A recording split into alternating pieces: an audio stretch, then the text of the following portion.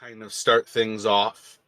Um, Insofar as going through on any potential of kind of like a chase element or whatnot. Um, and I'm tempted, as always, to kind of smash the group together and basically get the two of you role playing as soon as possible in what I generally consider my Play-Doh slash not Adventure League, but no, AO sounds right. Adventure League, yeah, kind of style. So I'm tempted to maybe put it to a single kind of roll to see if there's any sort of troubles getting beyond the kind of present moment.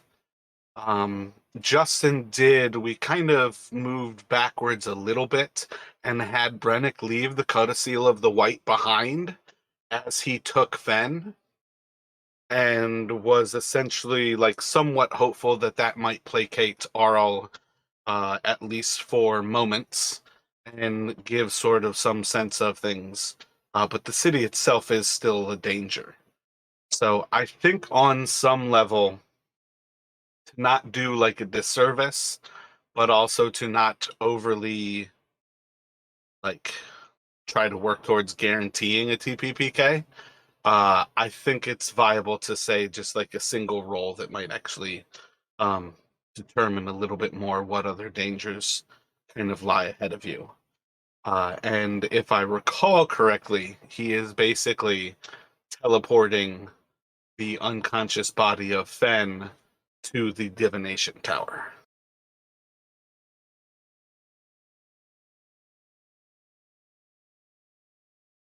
I think all of you all have healing potions, so theoretically, when he arrives, he's also going to be reviving Fen.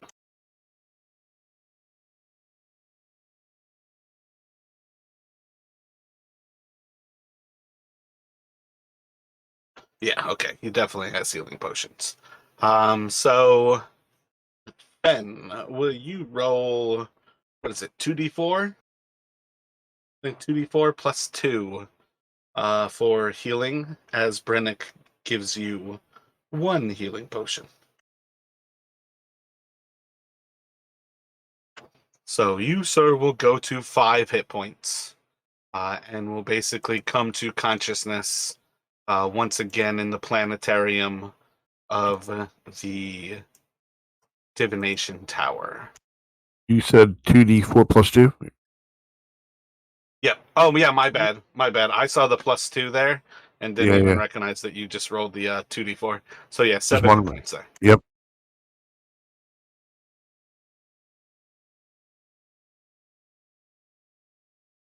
And then I just want to check. Excellent.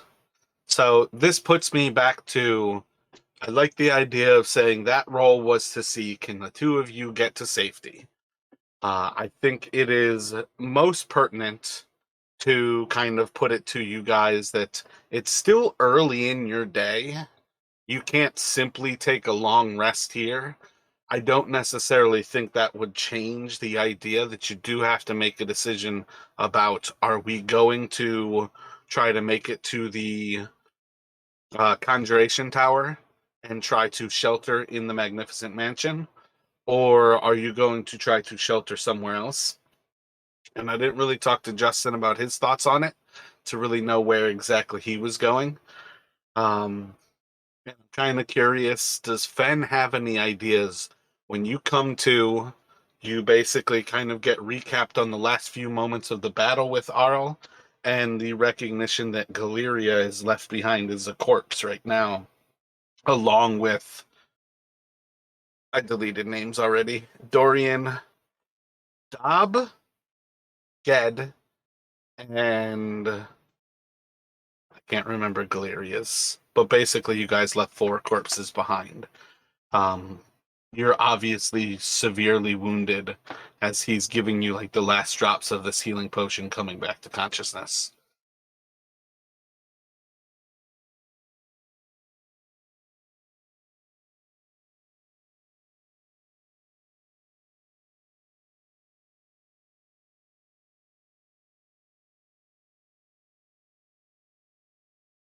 I think when Fen comes to, he will obviously profusely thank Brannick for saving his life once again.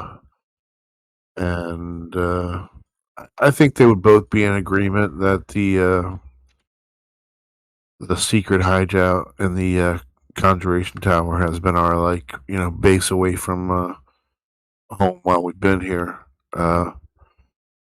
So I think we'd both be in agreement to try to make our way back there and hope that the codicil had placated Auril. Gotcha. So I think the next kind of stage in uniting back into a singular group is to, again, I'm very hand wavy about these things. I don't think this is nearly as important to the narrative as getting you guys back together. But I'm curious to you guys. I feel like kind of bringing you across each other in um it kind of almost comes to, did you guys think about what the other sidekicks would be? I'm kind of tempted with Faye being a Goliath that there is a recognition from the actual Goliaths of this area that perhaps they, among others, have kind of been guiding Faye and her adventuring crew to this area, recognizing them as kind of fated individuals who belong in this place, in the same way that the elk tribe of the Reg Nomads recognize your group as being fated to belong in this place. That's kind of one of the things that I feel like Mistress Faye and the other three adventurers with her would kind of be recognized from. Oh man, it's like the cliff. There's two different groups of Goliaths that like reside in the mountains here. I don't think you all ever went towards any of them, so I don't think you have a whole lot of connection with them. But I do feel like that's kind of the most likely reason that others would kind of be ushered towards this place. Essentially, rather, having these locals who understand that this is kind of like a great moment in history, whether they call it kind of fated by the stars and whatnot. I think that would be the most likely place. And I feel like maybe you guys walking up to the Conjuration Tower would be a solid point to kind of recognize these others. Uh, Otherwise, if it fits more on like a trusting level, already inside of the Magnificent Mansion. I kind of want to leave that to you two. If you have any thoughts, do you think it would make someone more trusting or less trusting to find them inside of the Magnificent Mansion? Do you think it would make somebody more trusting or less trusting to find them on the outside of the Conjuration Tower?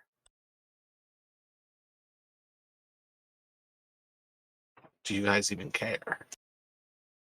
I don't know No, about trusting, but I think there would be a recognition of competence. right, because I feel like if I got to a place that I've been using for a hideout for a while, and I saw either people outside or already inside, my immediate thought process would be, "Who are you? How long have you known about this place?" And I would be kind of wary to wonder if they're enemy. I would be kind of worried if they're enemy or if they're friend because these people know where I've been hiding out now.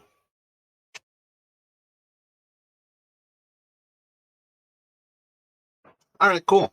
So maybe Faye has figured out at least a little bit to recognize that unlocking the door is not something that she could do, but your familiar, assuming that it is a spider, your familiar was most certainly able to open the door when kind of left alone. It basically just like turns the little handle and opens the door for everyone else, that would allow the four adventurers into that entryway. You all would have a pretty similar situation of seeing inside of this a large table that is completely clean and without anything on it. A couple of sofas, and then was that the big golden chest, and then that little animal that's kind of over on the edge. I think it would be pretty easy to put it to the familiar and Fae would be able to share enough of each other's thoughts to have one of you on the opposite side of that first doorway, recognizing which one of these creatures is kind of lit up in what pattern to unlock the door so everyone can walk through to the second room. And then when you guys go to leave that room, then you would be able to basically find the magnificent mansion through the second doorway. And perhaps when Fen and Brennick come through and there's nobody inside of these rooms, it might be comforting that when you do walk into the mansion, you find this white devil is still there. Or rather, you had already seen the white devil is still there, bound in magic, as you're walking into the mansion and see other people have clearly gotten through these same kind of security measures.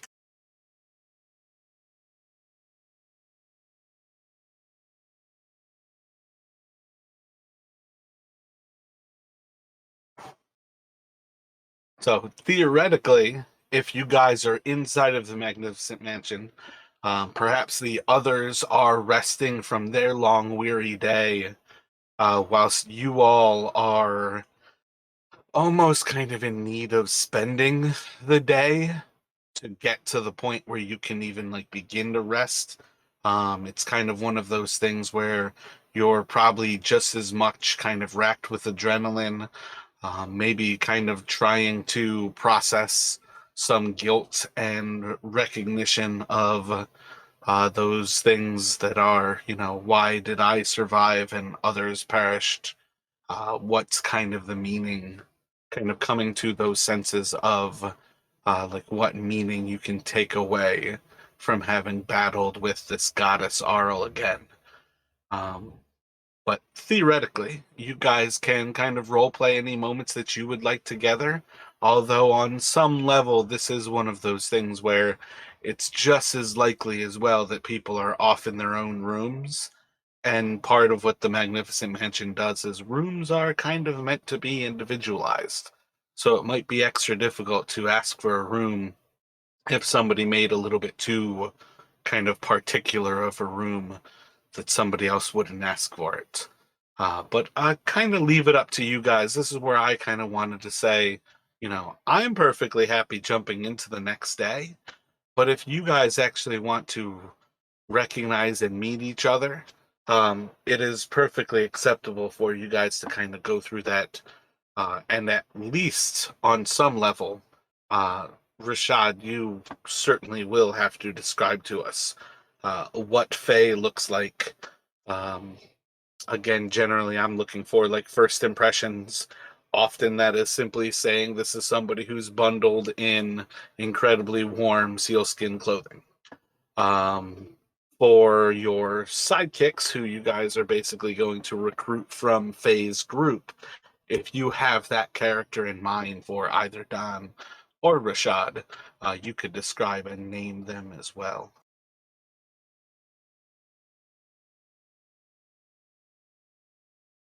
Okay, so Faye is a Goliath. She's a Goliath fighter. She's a tall woman. She's about 7.5 feet tall. Um, she is she's dark skinned. And her hair is like a bright red, almost like it's been stained constantly with blood.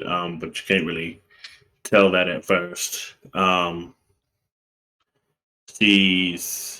She has a long sword on her side,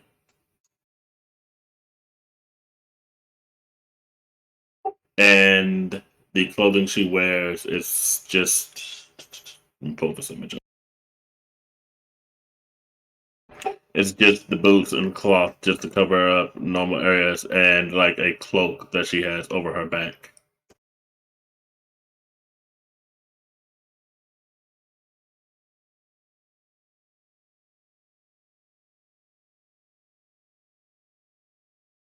So boots and cloth, like you've got a lot of exposed skin. Yeah, mostly just like the legs, arms, and let me see this image. I believe it might just be the stomach as well. Because I can't really make that image large like I want you to look at it. But yeah, pretty much. Well, then, well met and fairly well. Nice to have you. How you been? How'd you make your way down here? Uh, I am a servant of Lora. She is the goddess of pain, and I heard that this land was causing people great pain and distress and harm. And as a servant of Levitar, that is something I came here to experience for myself. This is my friend Lyra, and she is a sorceress. Of some kind. She is in training. And she has accompanied me here.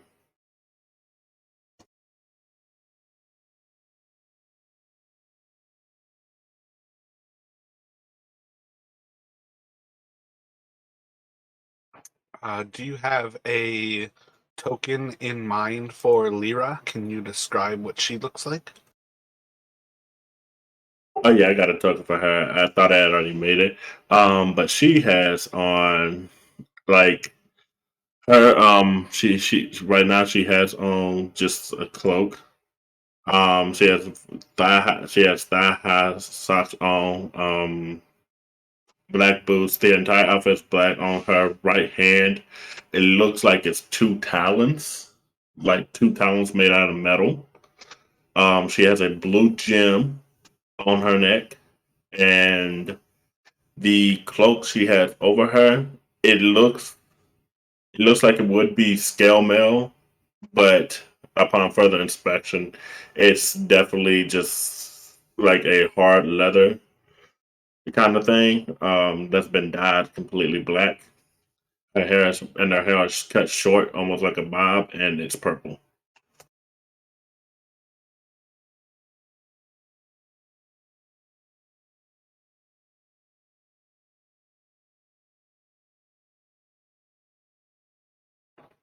And what sort of magic will Lyra be using?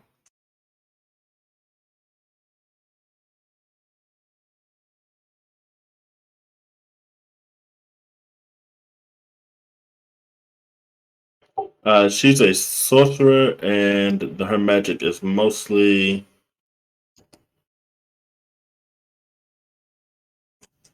Uh, yep. Okay, to make sure, it's mostly just magic that does immediate damage. Um.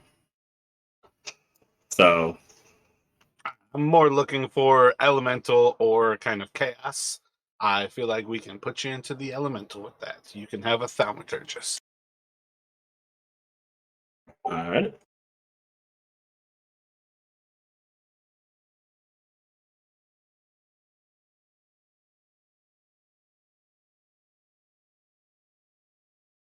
Yeah, elemental's perfect because most of her stuff is mostly just like all elemental attacks from yeah. Had you had a chance to think about a sidekick for Fen, Doc? Uh, I did not.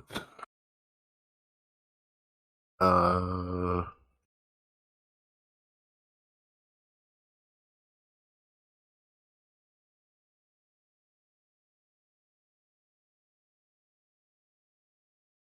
uh, can you throw out a couple options for me? I mean, in general, I just kind of leave it to you to uh, kind of imagine anyone else who One you might want to actually have as kind of a retainer of Fen, somebody who might complement Fen just as much as somebody who you may potentially want to play in a pinch. It doesn't have to be your next character, but it certainly could be your next character. And I kind of leave that up to you guys where like you can certainly take the group composition into mind when you do kind of move to a next character. But like often I would say if you're a melee character, it might benefit you to have a caster. If you're a caster, it might benefit you to have a melee character. I feel like with Ged, you had a sword fighter, and part of what that would kind of cater to is it at least took at times some of the pressure off of Fen to be a tank, which monks, like you're a tanky monk, but monks are not meant to be tanks. Right.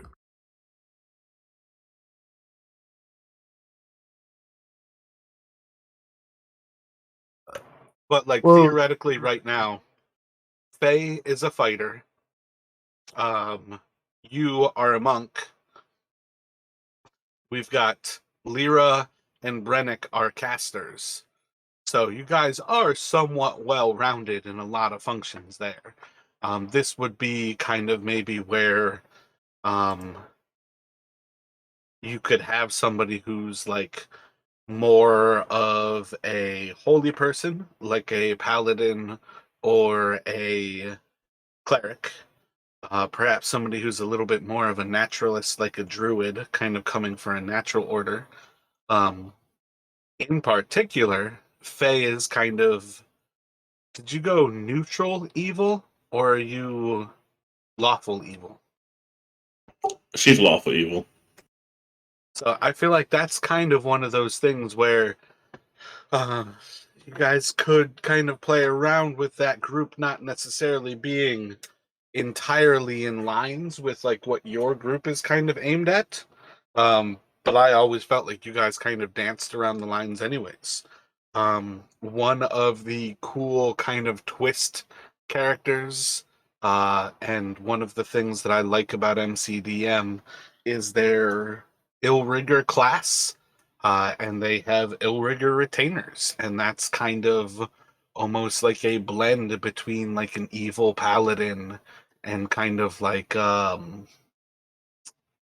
tieflings. It's like almost like a tiefling version of like a paladin, where it's like you're mostly a servant of a god, but it's also kind of like this taint of sort of the fiends within. And Illriggers could be a fun kind of blend character that you could play around with. But it's really up to you, just whatever you might be feeling. You guys don't have a rogue, like somebody who's a like lock picker.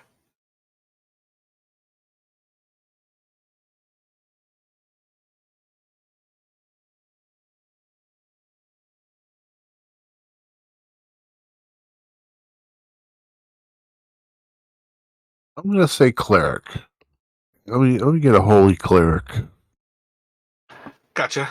What kind of subclass do you imagine?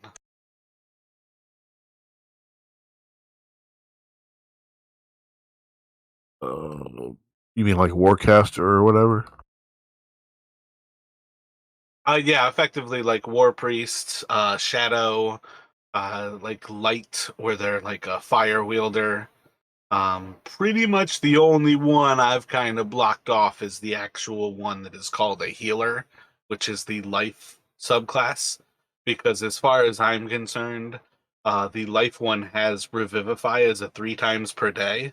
I don't give out diamonds where you guys could. I don't think you guys have ever had enough diamonds to cast revivify once, let alone have somebody who's a retainer who can cast it 3 times. Gotcha. Yeah, I think I would go war priest then.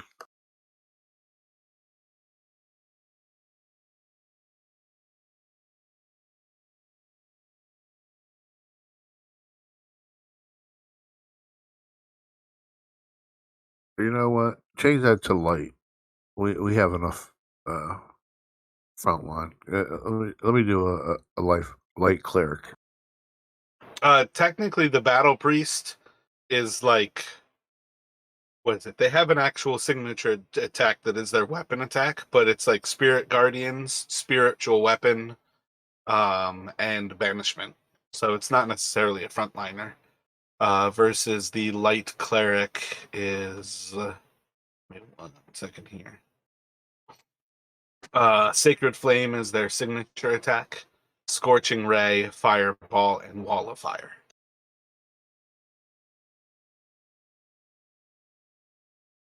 All right, scratch that and go with the war priest then.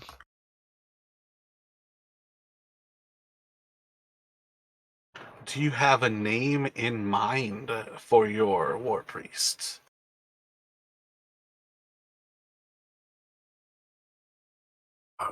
Bartimaeus.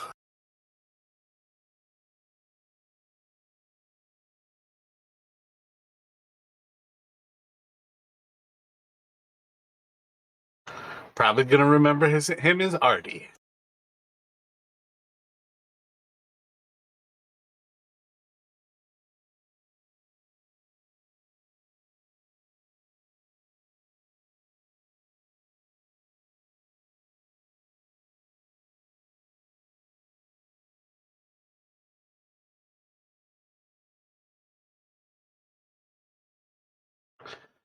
Sending you the light cleric too, just in case you wanted to consider them. So you're not necessarily locked into it. Gotcha. Simply to give you more time to like look it over. But I feel like the battle priest is probably the most well-rounded of those. But yeah, you can definitely consider those as is. And I think we'll kind of leave it generic as to who the last member of Faye's group is when Justin returns to decide who he would like to kind of back himself up with.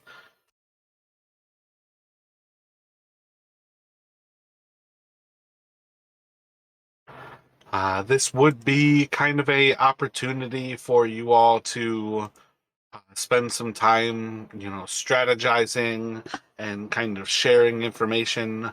The recognition that while you have sort of the ally of avarice within the city, there's also the danger of this goddess Auril. I don't think anybody who has been in the North for any amount of time would be unsurprised to recognize who Auril is.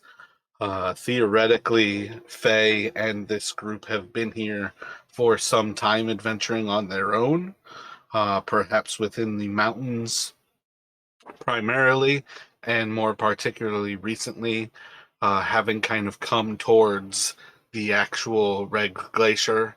And I haven't calculated in some time, but I still think you guys are like 8 or 10 days out from the first time the sun has risen in this place in like 3 years. So kind of have all of these things kind of converging on this point. And you guys are welcome to chat amongst yourselves, but otherwise, when you're ready, I would say take a long rest, clear out all of that damage. We'll start fresh, and you guys can kind of step back into the city of Ythryn.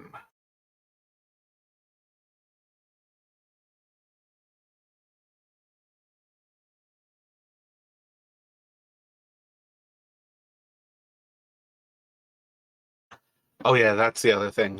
When you do have a idea or a picture for Antimaeus or Artemis, um, you can drop a token into his avatar under your allies, please. Will do. But again, I don't think you ever chopped one into Ged. That is minor necessity, so much as while we are here together, we can kind of progress forward together. So if you kind of get back to essentially, as always, like, I don't want you to block information that Rashad, the player, knows. so much as kind of recognizing there's certain things that like Valixis would have kind of shared to the others, and kind of they've passed through the group to now that Mistress Faye has that same knowledge. One of the few things that I don't think was ever kind of passed through was the recognition that at some point Valixis had kind of come into the service of who she served towards the end of her life. That's one of the few things, to kind of like block from yourself in game. But for what it is worth, like moving forward, as far as I'm ever concerned, I don't want you to try to like trick yourself so you have to go backwards to move forward. This is kind of where I will put it back to Fen and Mistress Faye to figure out. I'm tempted to say we shouldn't use Brennick to make that spell, but I'll make that spell if you two want me to. I don't know. It's kind of up to you guys. If you want to move forward, having Brennick cast Contact Other Plane, do you guys have any other thoughts with the recognition or with this new meeting, this fortuitous meeting? Do you guys have other thoughts on how to progress? After assuming Finn explained to Faye everything that they just went through, I felt like she would ask what he felt they wanted to do in regards to everything. So, well, since y'all did just fight Auril, I guess I'll leave that to you. Your friend seems like he's probably has an idea for moving for what y'all planning to do. But while we wait on him, if there's anything you want to do or need help to want to do, because I can imagine y'all just want to leave your friends behind. I understand that's terrible. Is there anything you may want to do in regards to that while we wait on your friend?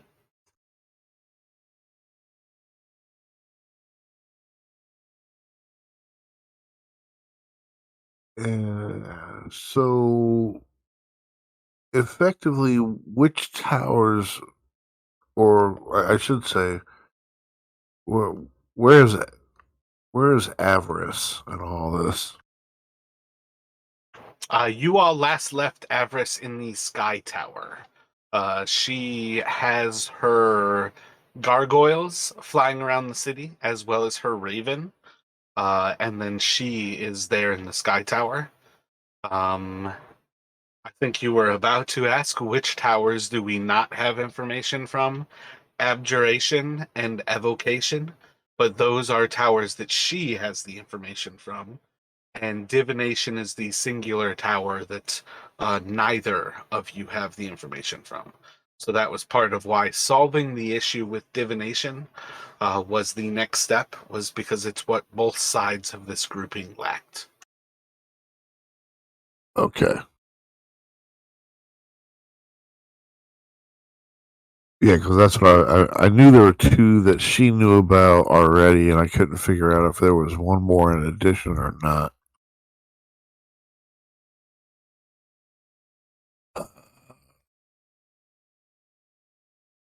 And divination we never went back to with Brannick before now? So I believe the session before this, after the Nothic battles, you basically return to Conjuration. That was a longer day where I think you guys were dealing with illusions, the illusion tower. I think you move. No, wait, no, I said that wrong. You were dealing with the transmutation tower, where you found and saved the clock guy and Candelabra. You were basically looking to take them back to the Magnificent Mansion when you once again spotted the gargoyles watching you of Avarice. And that's when you guys freed Valine of her magical items. And then you went to the divination tower where there was the kind of extensive calling of the Nothics once you opened up that door. So while you've explored the divination tower, you haven't really given it a thorough searching. But part of what I think was kind of the takeaway was that the like top portion of the divination tower was entirely missing. Right, and that's what that line was, right? Yeah, so part of where I feel like this map kind of fails is like I feel like the necromancy tower and the divination tower are meant to be collapsed here. Um, in the expanded towers, there's definitely kind of a bringing together of the observatory and the divination tower. Part of what I was kind of getting at is it kind of works best if you just recognize maybe the divination tower kind of exploded like across the bazaar and towards like the observatory and menagerie. So then Fen will suggest that they go to the divination tower and see if they can find out any information.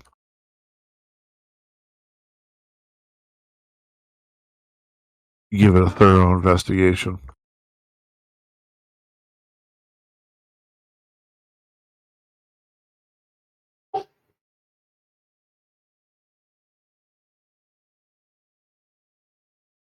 Did you have a thought on that from Mrs. Fay?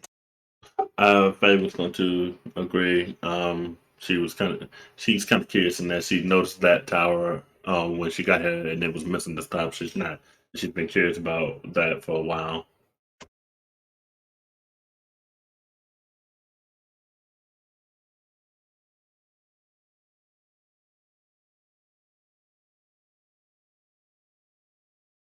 So, when you all return to the divination tower, or at least for Brennick and Ben return to the divination tower, you can walk into the tower. I don't fully recollect, and I'm sure I could look up in my notes which of these planets you all have actually touched. I believe Fen touched 2 of them. I think Galeria touched the gray one, and I want to say Brennick touched 1. I think Fen touched the water one first, and then I think you touched the sun. So Correct. theoretically here, I'm okay saying that at very least 3 of these planets very much look different than when you last saw them, Fen. The water planet, the sun, and the gray planet all look less magical and less alive. You can kind of sense that their magic, at very least now that you're not like under threat of attack from Nothics, you can kind of see like the water planet expended its magic when you gained that ability to cast that wall. The sun, the same situation. I'm not sure you actually expended that fireball, but you can basically, that's up to you if you remember offhand, because you also had the necklace of fireballs. Uh, but if it still gave you that fireball, you still have that ability. Um, if you've used it already, it's gone. But the sun itself isn't kind of like writhing in flame in the way it would have before. Now it far more looks like a crushed and destroyed globe. And it would be the same thing for the one that Galeria touched that gave her the ability to fly. That power was brought into her, and this satellite has expended that magic. I don't remember which one Brennick touched, but I'm pretty sure Brennick either touched Saloon, the moon, or he touched the Earth Tarl. I really don't remember. I could go back and look, but basically one of those, maybe I'm wrong and he didn't touch either, both of those would be the only ones that really look like they're still kind of like almost like living organisms where, like if you looked at Tarl, you could almost like start to spot or like get entranced by the waves moving across it. In the same way that like the stars of this place kind of had like a realistic kind of vision to them, and you then recognized that these are today's stars. These are not stars from 5,000 years ago. This is the sky that should be overhead of us. So you're kind of walking back into that room, and with this initial calm that you've not had since you first came to this place, might start to share that moment of recognition that the magic of this room is waning, and it was expended when you all did touch those planetoids that are in here.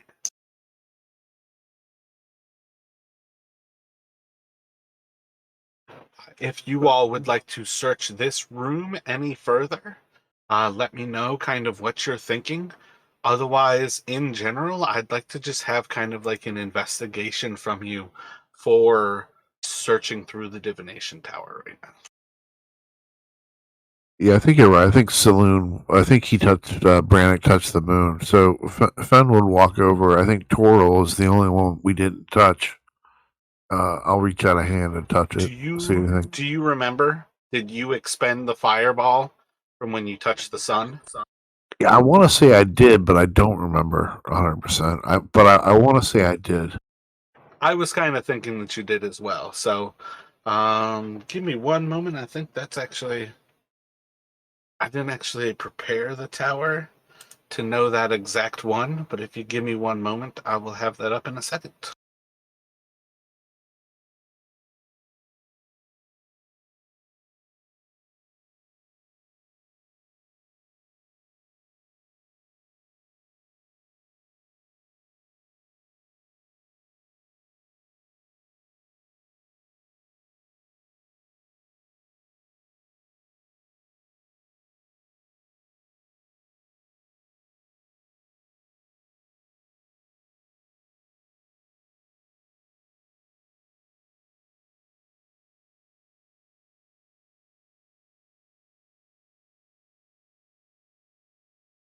Oh yeah, I'm even more sure that he did touch Tarl because it was the stone skin spell. I don't think he's actually cast it. So Saloon is the one that nobody touched, but you can move up to the moon and touch Saloon, and this would be. Oh yeah, see, it's also for a limited time, anyways. On all of these, they're all like 1 minute. But you could touch Saloon and gain the ability of both jump and long strider.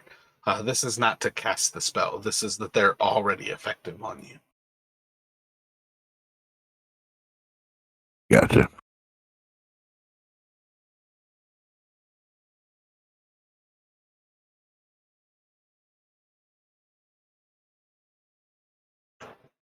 Do either of you have any thoughts about what you are searching for within the divination tower? When you move through the other rooms, do you have anything in particular that you are thinking about? Otherwise, again, just let me get generic investigations from you here.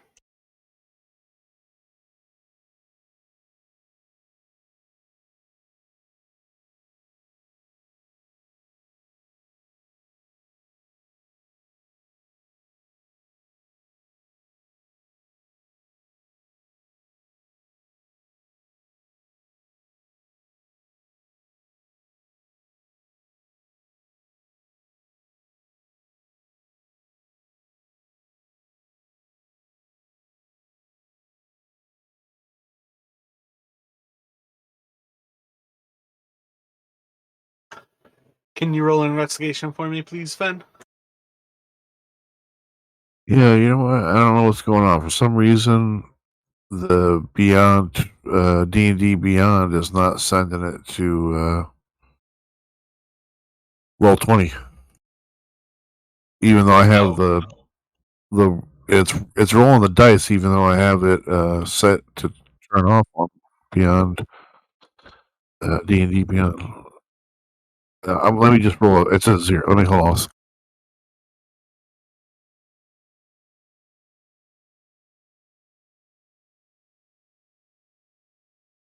Doesn't matter. I got a plus 0 anyways. Roll d20. I don't know what's going on, but I'm trying to figure it out.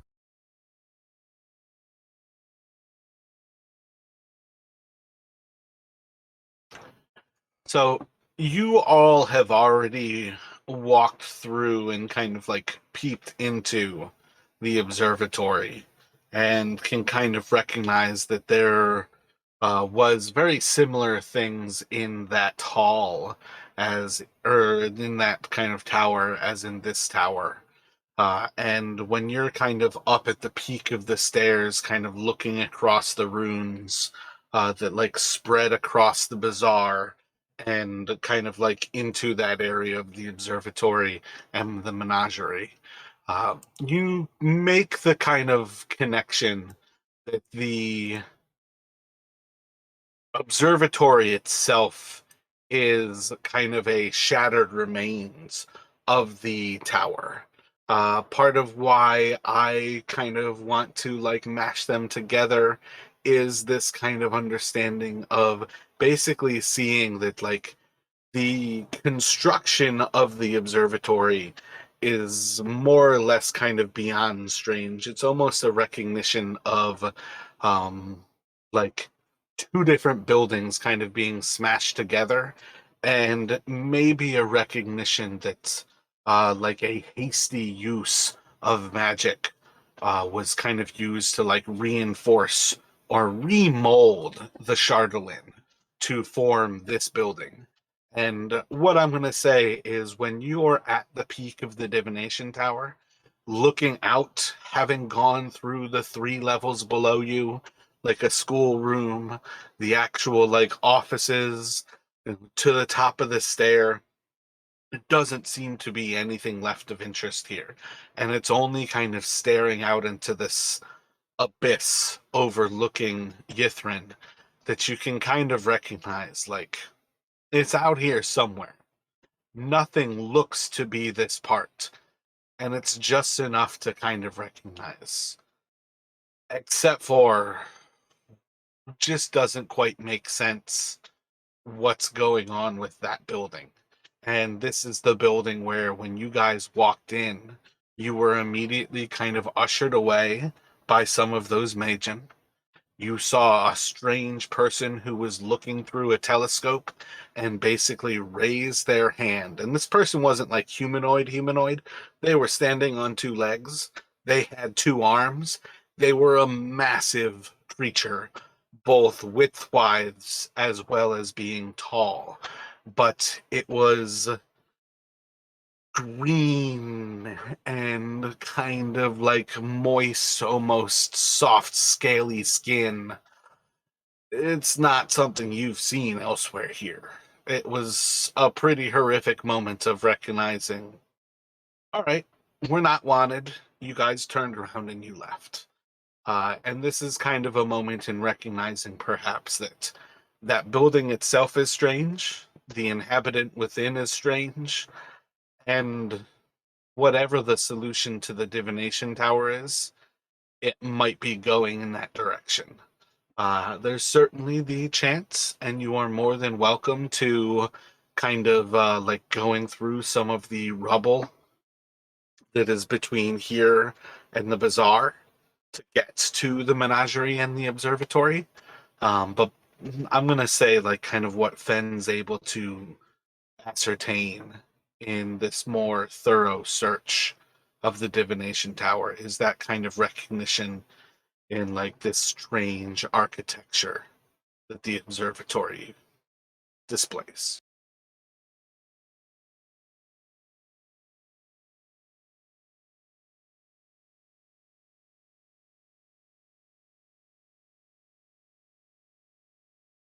So I guess we will head towards the observatory. How much attention are you putting to like looking through the rubble as you go versus how much attention are you making your way towards the observatory like expediently? Are you trying to be as stealthful and unseen as possible? and going straight for the observatory? Are you trying to do like all three where you're moving towards the observatory but stealthily searching through the rubble? What are kind of your priorities for both of you as you all move forward here and leave the divination tower? Yeah, I would definitely say yes to all three, especially keeping an eye on the pit that is to the, I don't know, east of us, I guess, with the way the map is, north of us. All right, so let's start off first then. What does that mean, keeping an eye on the pit? Are you trying to give it a wide berth? Yeah, because isn't that where all the Nothics were hanging out earlier? Last time we were over here, there was some kind of activity going on in that pit. So that pit is kind of like surrounded by like benches, and then it's just like a deep, dark pit. I don't remember who in particular heard the actual like voice that was drawing them to it. I want to say Brennick, but it's been a while. But that was kind of the It extent was of what you all. both of us. It was Fen and Brennick. All right. Yeah, it was both of us. The Nothics are far more, that was just presented around the divination tower. Some of them would have been in that general area. Most of them probably would have been more or less where you see much of the rubble, kind of between those points and kind of along that orange line. But yeah, if you want to give that a wider amount of space, you are more than certainly welcome to do so. And then I think stealthily and systematically walking towards the observatory, looking through the rubble. Fate's gonna be such a thrower as well. While stealthily moving towards the observatory. She's gonna probably end up putting a little less thought into looking through the rubble. Mostly just glances here and now, and then unless something catches her attention.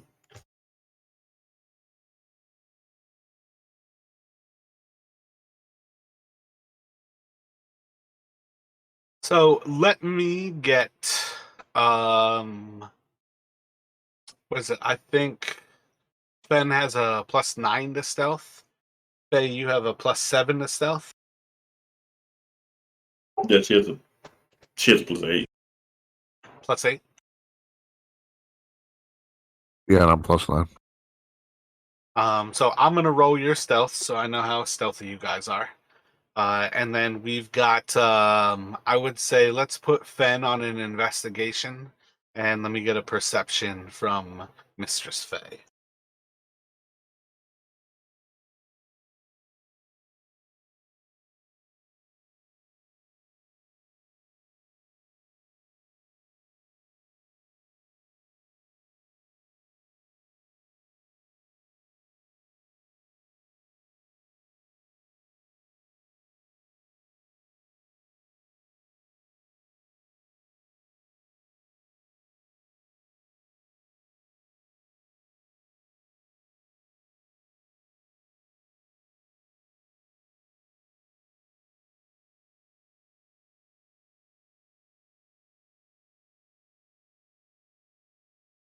So while you all are passing kind of like low and away from the pit that had once called to Fen and Brennick, as you all kind of progress through the bazaar and into what is kind of like these living or more like mundane quarters of the city. There's going to be a few things that you all kind of notice. You feel relatively confident that you're not being seen from elsewhere in the actual city, doing what you can to kind of remain behind buildings that might be spied from higher points like the actual central spire. But while you're kind of moving through the town, Fen, you do kind of pick up some of these pieces are certainly from the divination tower. They have kind of those same almost like starlight kind of points of light, like distant galaxies in the stone, in a very similar way as the outside facade of the divination tower. Just like some of these pieces are clearly from the necromantic tower, and those are the same ones where they almost have these writhing hands kind of inside of the stone. So there is kind of a blending in this point where multiple tower collapses have actually kind of overlain one another. But you do spot like a few things that are um, abnormal, and I would like you to roll, I think, a history check for me. But before you roll that, you could do arcane or arcana. So you can make a decision whether you would like to roll a history or an arcana. I have a feeling the way I chose that they're the same. They are. Gotcha. Yeah. Excellent. So, you do indeed have some of the kind of signs of like this being the divination tower.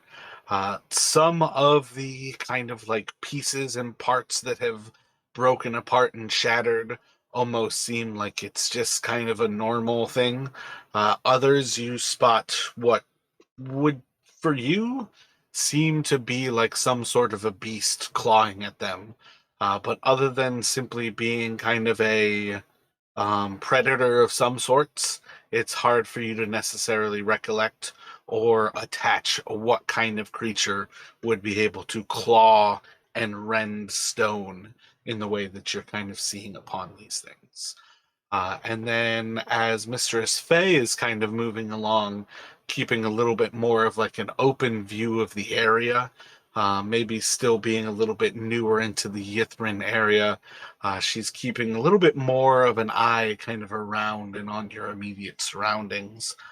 There's going to be points where you start to notice pretty similar kind of clothing as reg nomads, as the um, Sky Tower, Goliath, some of these other kind of locals of this area would wear. And you start to see like pieces of these clothes kind of like strewn about until eventually moving through the actual area between the bazaar and kind of stepping out towards the menagerie. You are going to come across three corpses, two of which are human. One of them is Goliath, and all three of them just seem rent in pieces. And you can see, roll a animal handling or survival for me.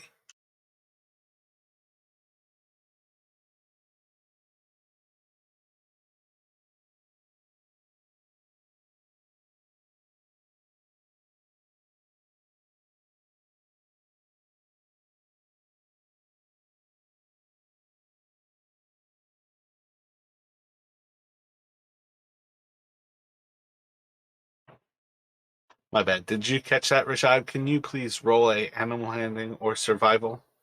And if it's just not coming through to the virtual tabletop, can you let me know what you rolled?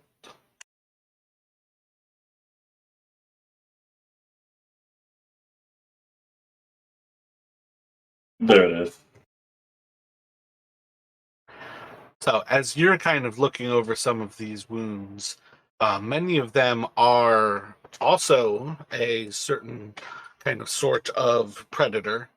Um, Probably not necessarily matching that of what Fen has been able to find and what he may have brought up to you, like with the actual stonework. But you can see that there is certainly a predator who seems to have attacked and injured these people as well as the Goliath. But much of the damage actually seems to be kind of frostbite related, and probably enough to recognize, besides potential danger of cold, that these people were attacked by wolves.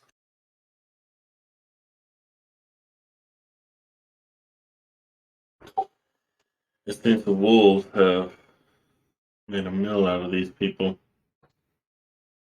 Have you ran into any of the wolves down here before? Not down here, but we have in the service of Auril previously. Just as a recollective point, before the previous session, we ended with you all being chased by some of these winter wolves. So these signs would certainly fit perfectly fine for you to recognize that these are probably winter wolves of Auril. The roles of Auril.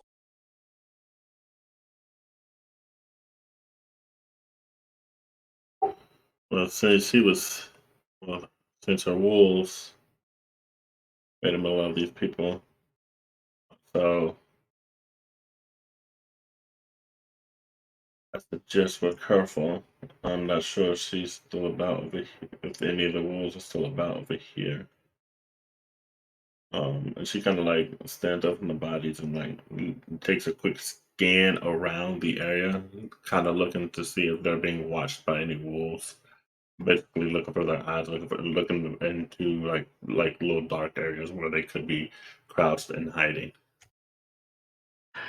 As far as things go, you don't see anything else. You already have been looking with that 25 perception. Like, if something's looking at you, you don't see it. All right, so I don't see any of them around. If they're here, I definitely don't see them. Should we continue onward? Since these guys experienced quite a bit of pain. But shall we keep moving forward?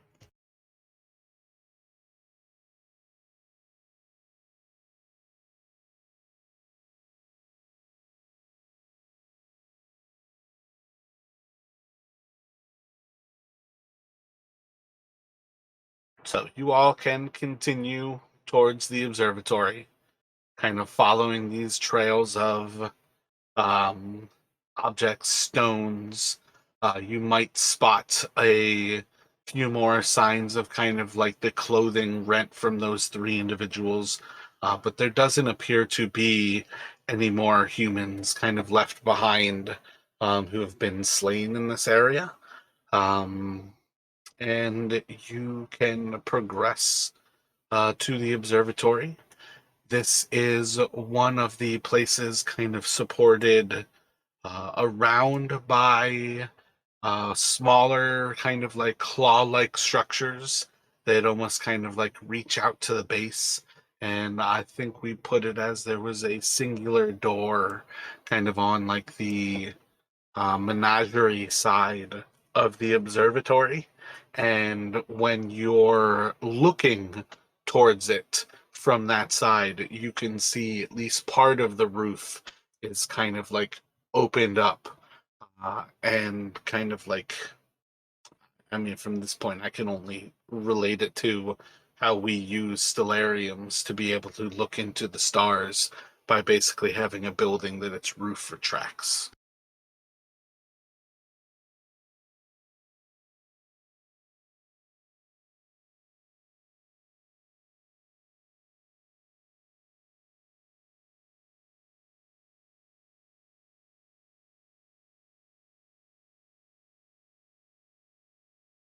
This is quite a piece of structure. She kind of like approaches the door. And Faye kind of like slowly opens the door to peer inside.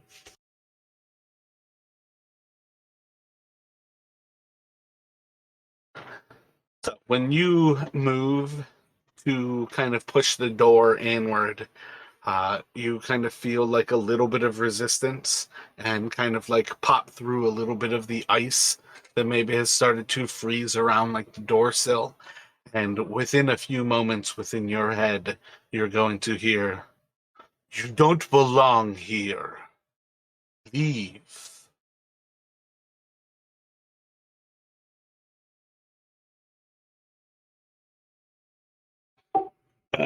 Upon hearing that, she kind of just, huh,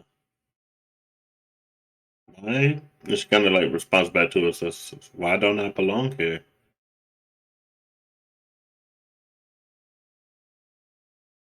Do you progress forward, or are you holding when you hear this? Progress forward, push a little close, a little bit more into the door, move a little bit more to snow out of the way.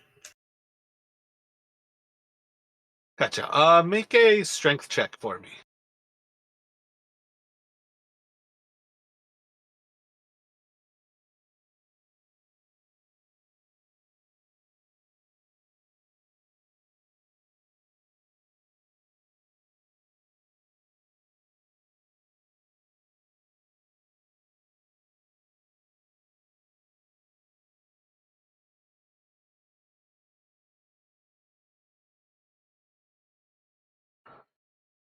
So as you kind of like push through on the door, you feel resistance kind of follow from behind it, and you start to see that there's kind of a like cold blue aqua figure who seems to make eye contact with you. They don't seem to be speaking to you, but you see that they're kind of putting an effort into pushing this door, and with recognition that you are pushing forward, you're going to watch as one of their hands, their right hand, kind of reaches down towards their waist, and you're going to see as they start to draw a sword. What is Mistress Faye doing as you watch this figure draw a sword?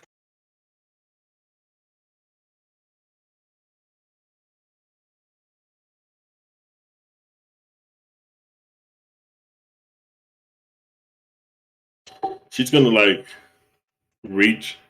She's gonna. Oh, no, she's not. She's gonna try and reason with. She's like, hold on now. We ain't here for trouble. Just looking around. Come, just no need to start a fight now.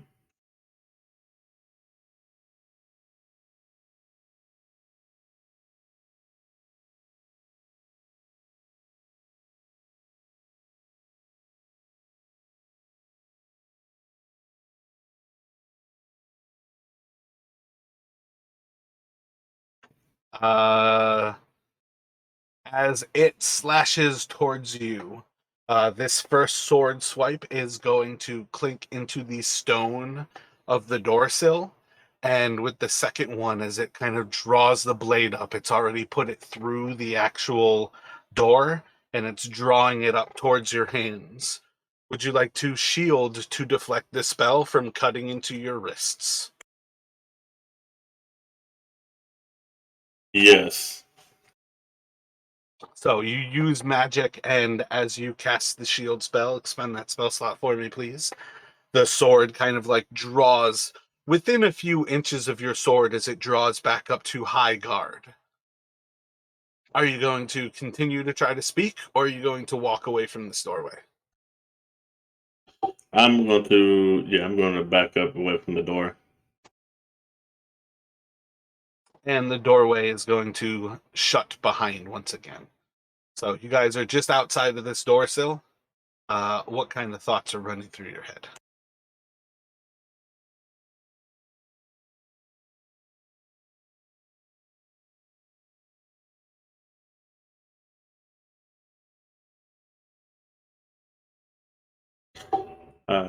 Faye just kind of turns to Finn. Is like, well, you're not very welcoming.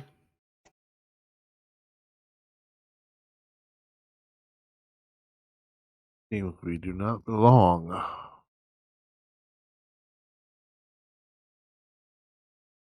No, honestly, it kind of just makes me want to go in even more. Do you know if there's another entryway that y'all seen? I mean, otherwise we could probably climb to the roof and try to get in that way.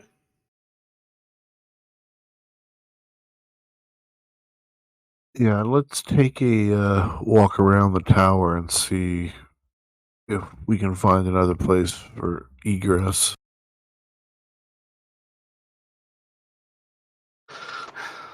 So walking the rounds around the tower, you guys can spot it wouldn't be terribly difficult to get up into the point where the roof has actually like rescinded and opened up the top of this tower. It's not especially high to the lowest point of that tower, and the actual like buttresses that kind of like claw upwards and inward onto the tower itself kind of offer almost like ramps halfway up. So you're looking at maybe being 20 to 30 feet above the ground at an entry point. Other than that, though, this is the singular door that seems to lead into this place.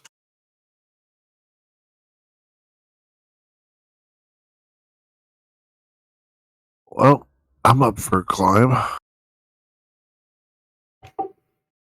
Agreed. Sounds like fun. Uh, I can probably move some of the ground around a little bit to give us a bit of footing and grip holds so that we can get to the top a little easier. Would you prefer to do it the hard way? Well, slightly harder. It doesn't look like it's going to be too difficult to get to the top anyway.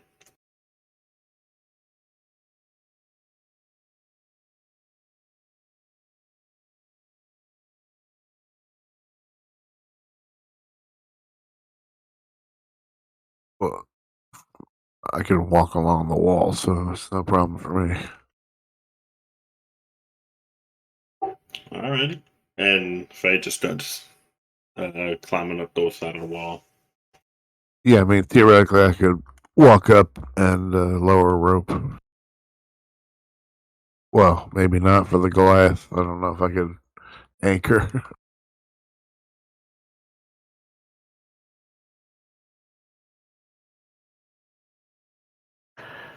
I feel like it's probably one of those things, maybe like double up 2 lengths of rope, and you wouldn't have any problem to kind of support the Goliath's weight. I don't know if there is a listed specification in all of this stuff about the weight capacity of hemp rope. If I recall offhand from my own interest in like climbing, hemp is actually incredibly strong while it is good and new. It's really only as it starts to be used over time that you start to have failure rate. And then much of the failure rate of it is actually from having taken a fall before. It is severely weakened on the second time somebody might fall on it. But theoretically, like doubling up your ropes, it might come to the question of is like, do you have 4 ropes that you could like tie 4 ropes together so you have 100-foot length of double rope? And that would allow pretty much with no effort for Fen to kind of like get up to the entryway, drop a rope down the outside, and a rope down into the inside. It would just be a question of kind of like what to fix it to versus, um, yeah, like you could probably like start off tying a bit of rope to one of the buttresses and kind of leave like a rope that hangs down that would make it easy to climb to that. There'd be like, say, 5 feet to the next section to actually get inside the tower. But that's more or less like if you climb up to the tower and wanted to look inside, that would be kind of moving from that point. Know what I mean? I don't want to describe that until you actually decide to go for it. So while you guys are outside plotting and planning, what you kind of have is like those 2 ideas. Is a double rope might be enough to safely say, we've got this. Tying it to the buttresses would be an easy initial climb, but it leaves you a little bit below the actual entryway. I'm almost thinking of having Faye go first, and then once she breaches it, I can head up. You know what I mean? That we're theoretically both arriving at the same time, even though she's going to have to take the burden of climbing. But with her strength, I don't think it's going to be a problem. And theoretically, if I imagine what Mistress Fey is thinking, I don't think Mistress Fey has any danger in climbing either here.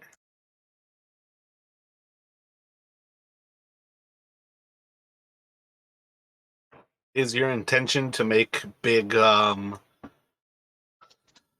big handholds and footholds and basically make little stairs, kind of climbing it like a ladder. Pretty much. Since she's able to, since she has mold earth for one of her cantrips, that's pretty much what she's doing. So you are limited to 2 of them at any given time. So it's slow progress, but you could certainly do it.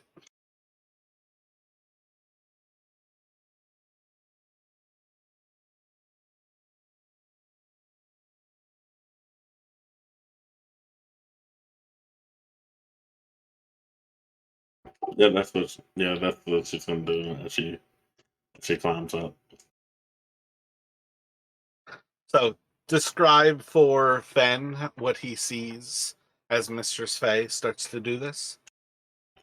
She's basically grabbing part of the rock, and it just almost like it just crumbles to like a softer bit, and it just opens up and moves to the side and just on the ground and just drops. And she kind of sticks her hand in there and pulls up like quickly, like with no effort. And she does the same thing on the other side. As she constantly slowly moves up, she moves part of the stone out the way to basically make a handle or a deep hole that she can grip onto and just basically lunge herself upwards again.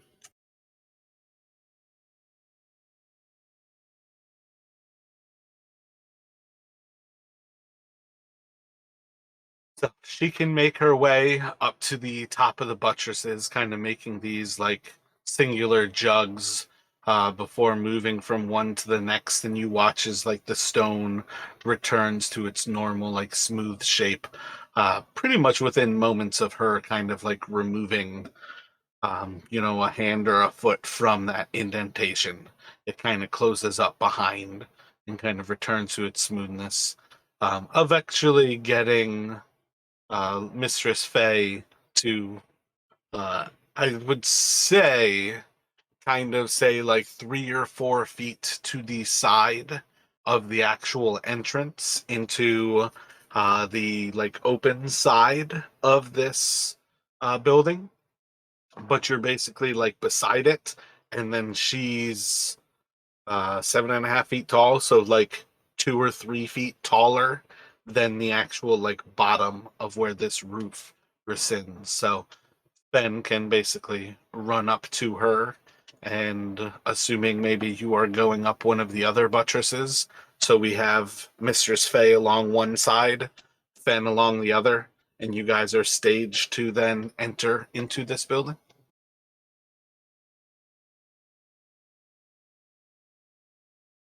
In through the outdoor.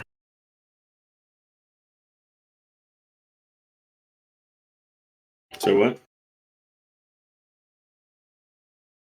You said in through the outdoor. Yeah.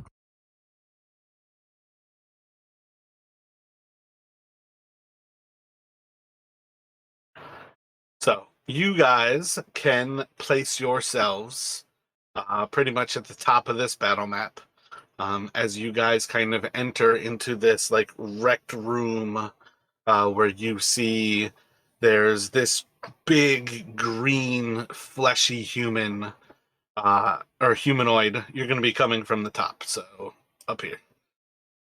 Who's like looking through this telescope, and you see when you like walk in, they're just a bulbous mass of this kind of like smooth, shiny, almost putrid kind of flesh, and have a massive head, massive arms, massive legs, big like bulbous stomachs.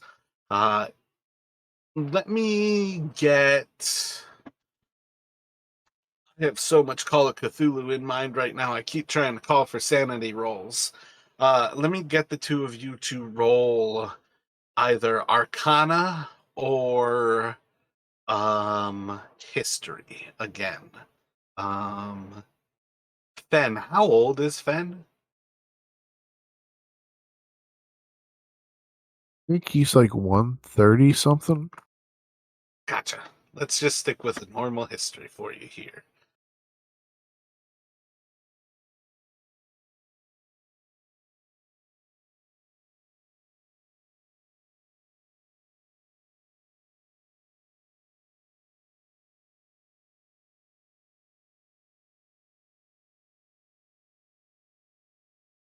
So as you kind of move into this place and you see this figure who, like Fen and Brennick, have seen from the backside, just as they raised their arm and you heard these commands the first time you were here.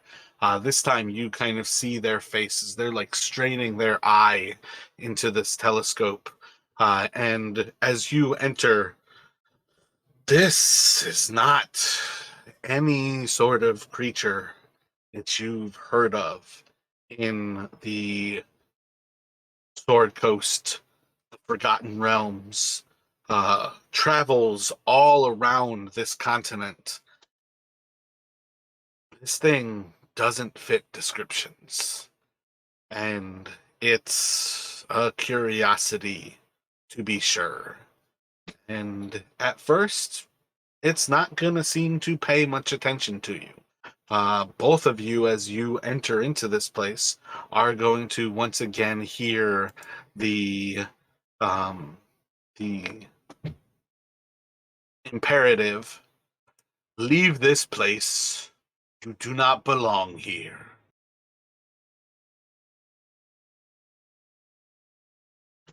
And as you hear that, you're going to see as I can't press Alt while I'm doing this.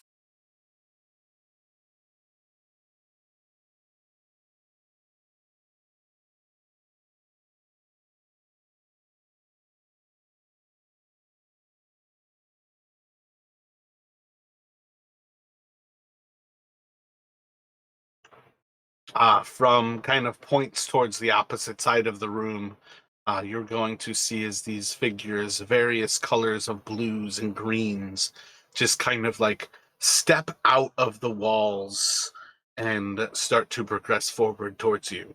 I need you guys to roll initiative.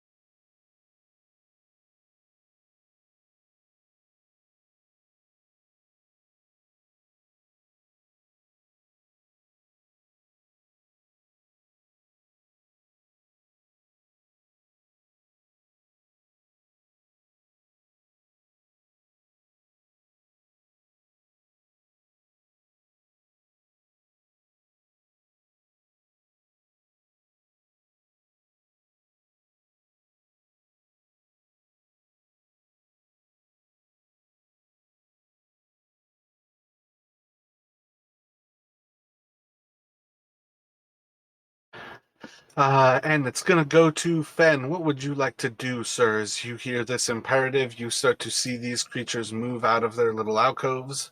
How would you like to react?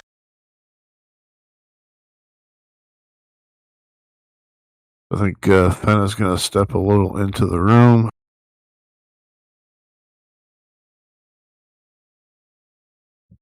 and declare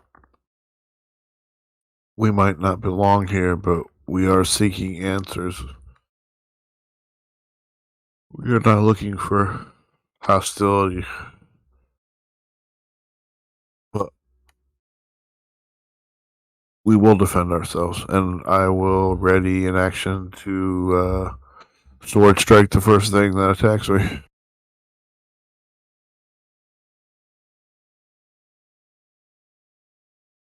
So, just to be clear, you recognize these things enough, and I feel like it would be perfectly satisfactory for Faye to understand this as well from descriptions when you guys were spending the last day together. These things follow orders. If they tell you you don't belong and they are coming to attack you, they are following their orders.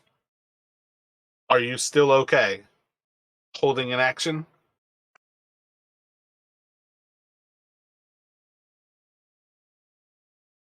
I guess in that case, I am You've going to. experienced Brennick giving his orders, and it follows them through. Right. And so the guy is still looking in the telescope. He's not the mystery man here. Yeah, as far as things go at this point, like he's paid no attention to you all walking into this room. The imperative in your mind you can recognize as one of the Magian, and for what it's worth, I would even point out that you recognize it as the kind of like southeastern of these, as like the one like directly south of you is floating. You have a solid sense that is the same kind that Brennick has that uses lightning, and then the three that use swords are melee fighters. But the one who's just kind of standing there with his hands held, he is a psychic. He's the one speaking to you.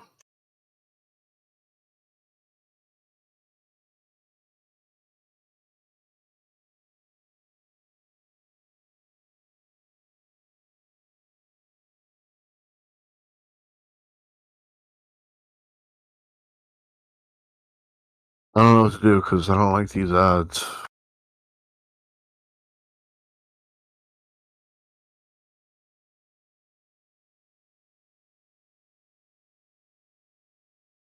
I am going to. I'm going to reach out and try to shake the shoulder of this creature who is standing with the at the telescope. Gotcha. So trying to make like an effort to grab his attention. Do you want to kind of like plea in some sort of persuasive action? Do you want to try to intimidate this thing? What are you kind of thinking? If you're trying to avoid this combat, it seems to be ignoring you. You might assume pretty comfortably that these five guardians are answering its orders to keep people out of this tower. What are you kind of thinking as you kind of move towards it and make an extra effort to get its attention? I guess ultimately I'm going to be trying persuasion, but I'm going to, like I said, shake his shoulder and plea in recognition of, uh,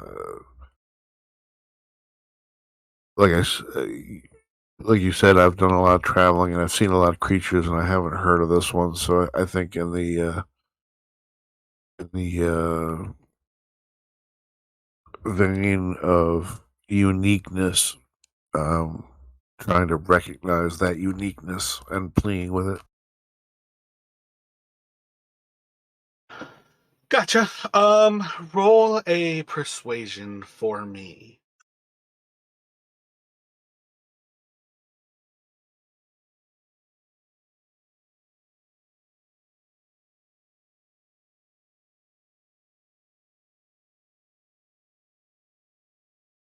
So theoretically, that will end your turn. You are perfectly welcome to um, to do any other movement that you might like. But otherwise, that's basically your action at present. I would say if you would like to do something like, I think you could Step of the Wind dodge action.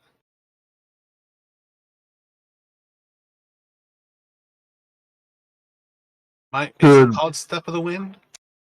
Yeah. All right. It's actually patient defense. Yeah, that's what I was thinking. Like it, knowing that you're still in a hostile situation and you're trying to make this plea, do you want to use patient defense and at least try to protect yourself while you are trying to avoid bloodshed? Yeah. You know what? That is not a bad idea. I will do that. Excellent. And then from there, I'm gonna go ahead and actually say next round, I'll give you guys access to your sidekicks. So while you are kind of watching things go ahead here, Don, if you can either find a picture for Artemis, but otherwise next turn I'll give you access to Artemis kind of following you inside of here. But for now, let's go to Mistress Faye. What are you thinking?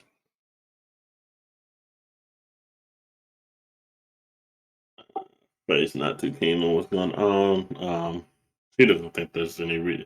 They've already tried the reason, and for what Finn has explained to them before, to her about before, this she doesn't feel like there's any reason. So she's actually going to cast Shatter on the two mages at the far other end. What is the radius on Shatter?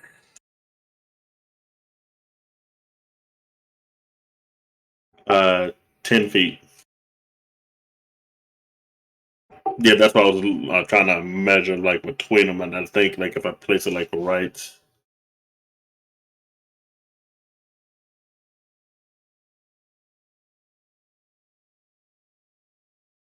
Yeah, I'm not sure if you can see the pain. Then it'll hit both of them, with them both being within like 5 feet of that little spot.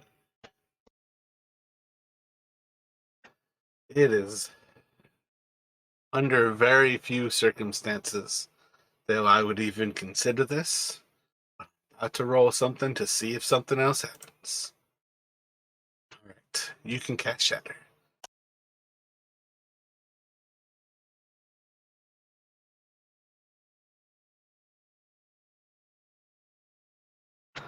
So you basically said right between those two, hitting them for con 13.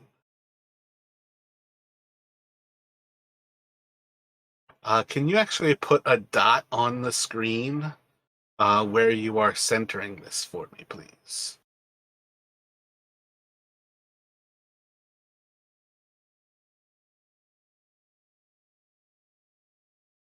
So like right there. I didn't know I could do that until just now.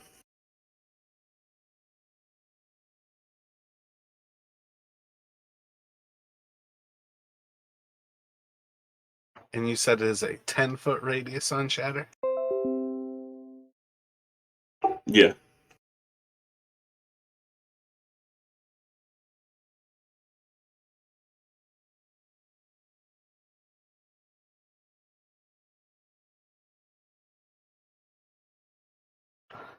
So as this shattering sound rings through the room, those of you who are with your eyes open at present are going to see as this kind of like shimmer starts to kind of like scatter across these two mages where it's focused on.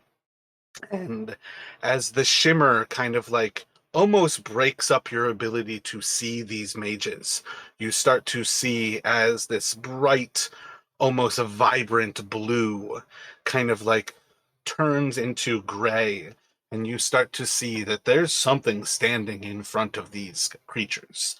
It is massive. It is huge. It is about 10 or 12 feet tall, and its arms seem to be almost the size of it. And it too is quite remarkably frog like.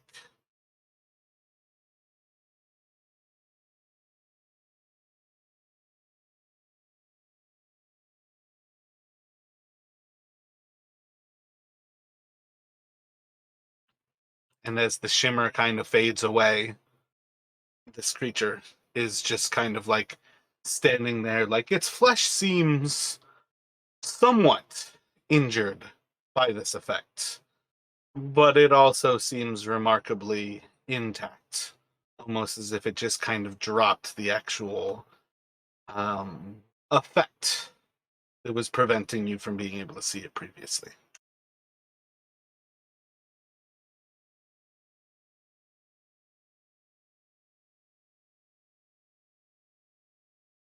Um, Faye kind of lowers her head after casting that, and she kind of just peers around the room.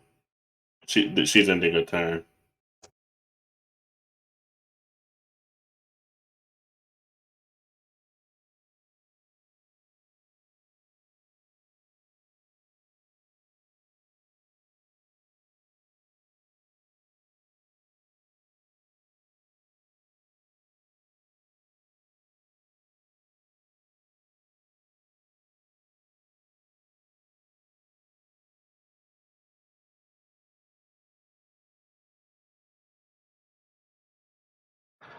Alrighty, so let's go for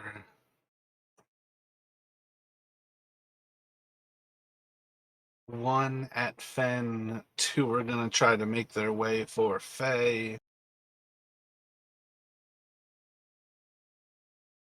As you see these sword wielders kind of close these distances, I have a feeling, yeah.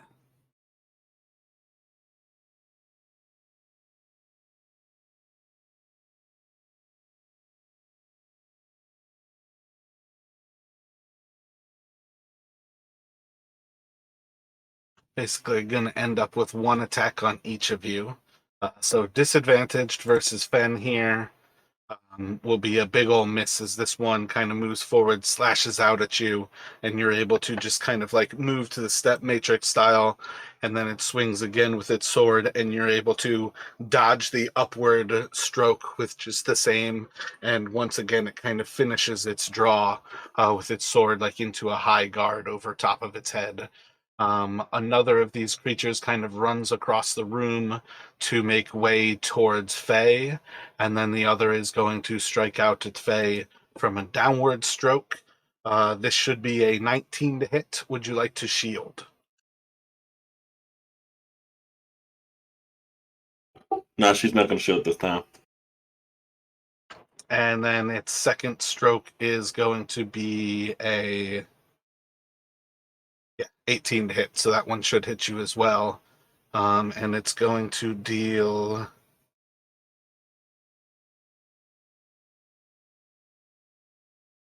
20 points of slashing damage as two draws, one upward across you, another bringing the sword downward into you. It slashes across your flesh. And then it's going to go to...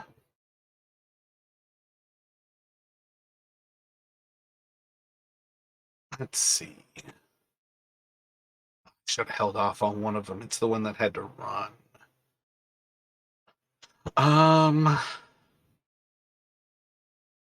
You're going to hear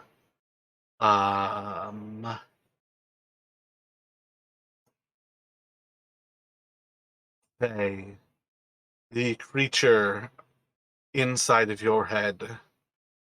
It wasn't for our protection that you are meant to stay out, but yours. Flee. I would like you to make a wisdom saving throw, please.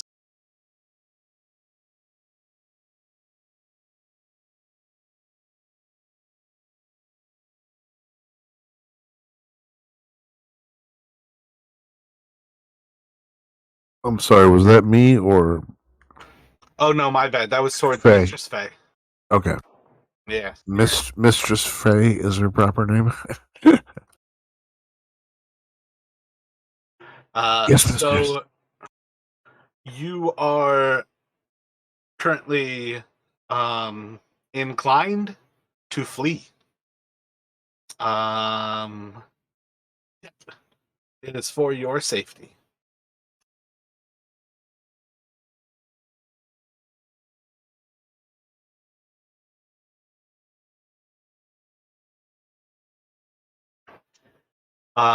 Fen, as you shake the shoulder of this green creature, it's going to look at you, and for a moment you see as it like tries to speak, and it like croaks out this response to you before kind of like holding itself. It's kind of gathers itself for a moment, and you hear within your head, I've done everything I can to prevent this creature's escape. It is bound to me as I am to it. There is no good for you here.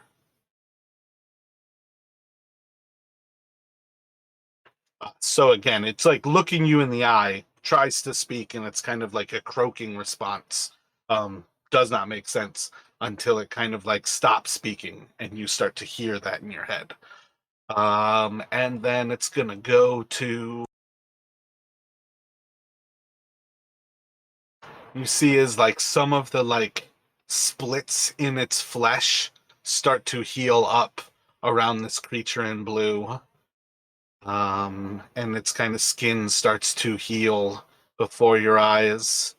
And then the final.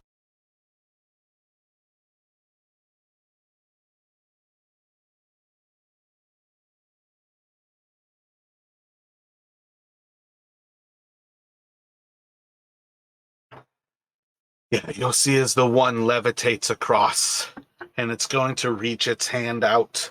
And as you start to see like sparks and lightning focusing in on its hand, it's going to start to push its palm out towards you. And as it kind of extends the tenuation of its muscles, it's going to create a blast of lightning that kind of flies out towards the two of you.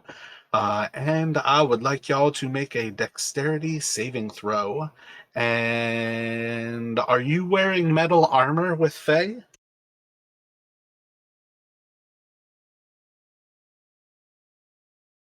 No, she's wearing studded leather. Excellent. Fen, I believe you do have evasion now, right? If you make a save, you take none. Correct.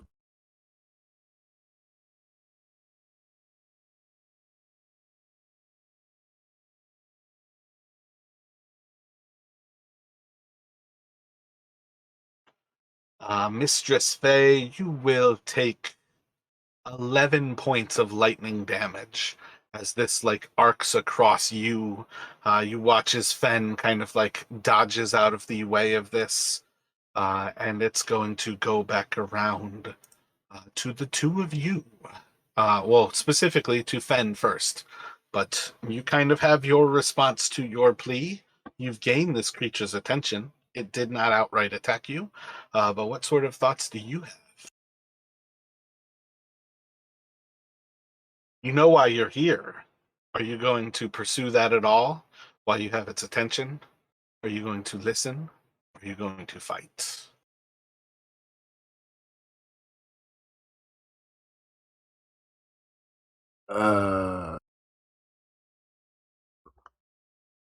I'm going to attempt to explain our purpose here to the creature and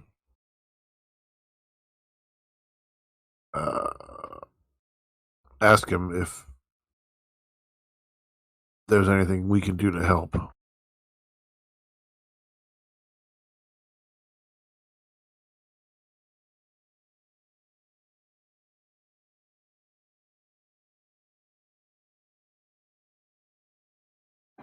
So, explain your purpose and ask if we can help. I feel like might end up being more than you can certainly accomplish, like in the midst of a battle. Do you want to? Then just purpose. Gotcha. I'm assuming you're sticking for persuasion. You're trying to be persuasive that your purpose matters. Correct. Gotcha. What do you have any idea like what else you would be saying? Like what your kind of goal would be in saying this?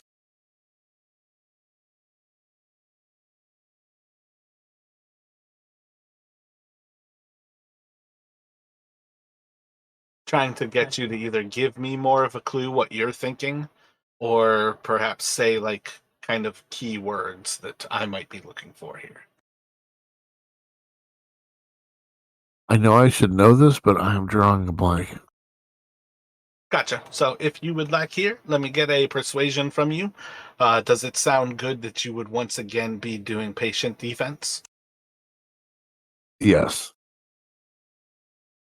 Gotcha. So let me get this other persuasion.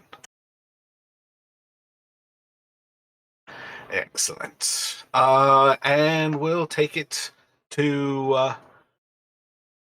I guess, on some level here. If you've got Artemis coming in through the entryway here, are you trying to like? Are you maybe throwing up a hand to kind of signal them to go to like leave? What do you think you're doing with Artemis as he comes in at this point?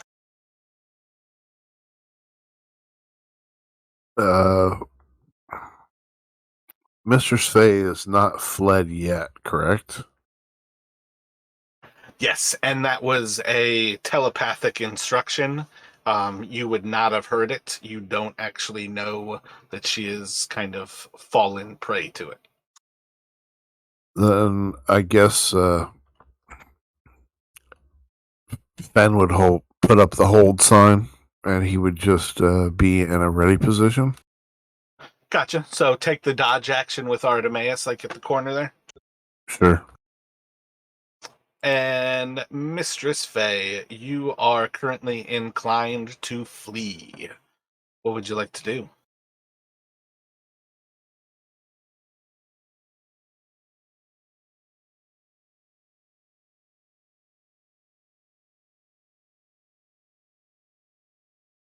Can she try to resist it? You've already done that, and you failed. All right, then she is going to.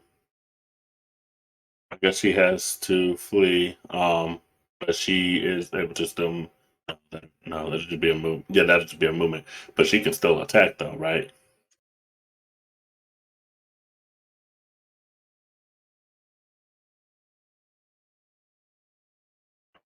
If you would like to attack and flee, you can certainly do so.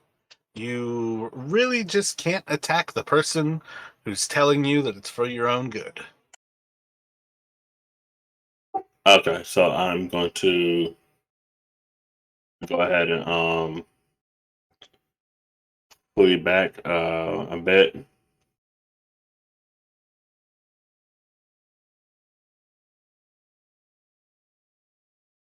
Right there. And after doing so, she's actually, since she's still within range, she's going to.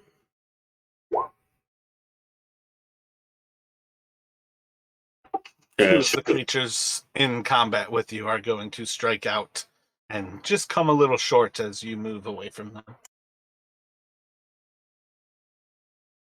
she's going to cast Green Flame Blade on her sword.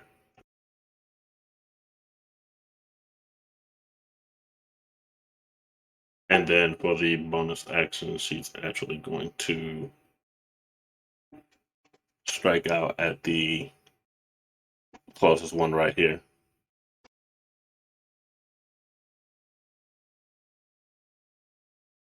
Right. Why are you moving away if you want to be in melee? Because you right now are only in melee with technically like Bartimaeus. Oh, okay. So I still have to be closer to do So it. you Right? want to cast Green Flame Blade, attack the creature, and then flee? Yes.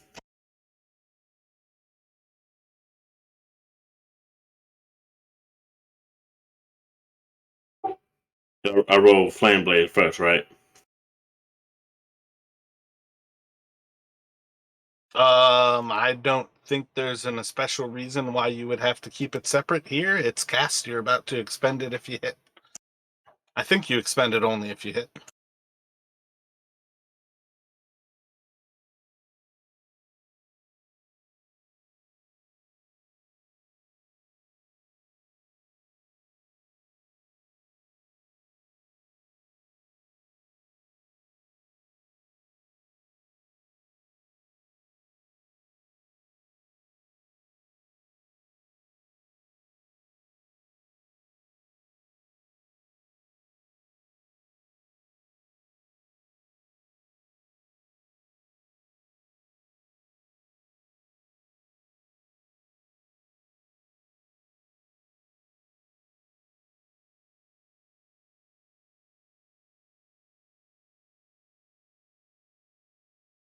Yeah, I don't believe you hold concentration when you miss on it. So I think for what it's worth, it's basically expended. But yeah, you're going to miss as it kind of dodges out of the way. Having made your attacks, you can then follow the flee and step away. They've already struck out at you and failed to hit you. And you'll be in a similar situation here. Lyra is now following into this room. What would you like her to do? You see Fen, or you hear and understand Fen still kind of pleading with this creature. You see him holding up for Bartimaeus to hold. What are you thinking? She's gonna have Lyra to wait right there instead of just coming straight in immediately until they know until she realizes if everybody's gonna be in combat. Fred's going to try to defend succeeds in his reasoning. Is your intention also for Faye to only flee 10 feet? Yeah, just the 10 feet. Alrighty then. Um,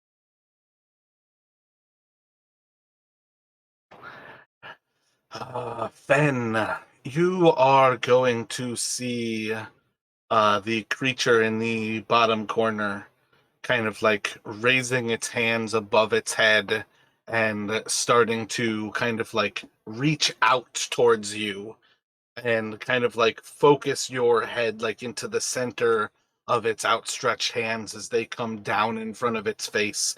And as it extends them out, you're going to start to feel like a singular mote of pain inside of your brain. I need you to make a wisdom saving throw, please.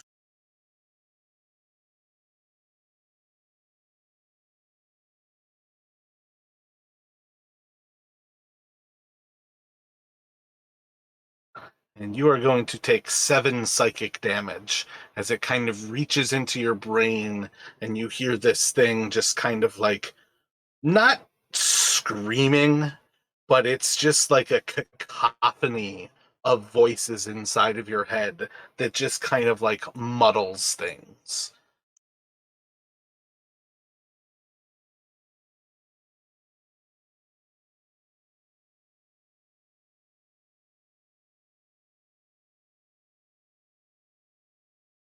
And then the creature to your side in green is going to look to you.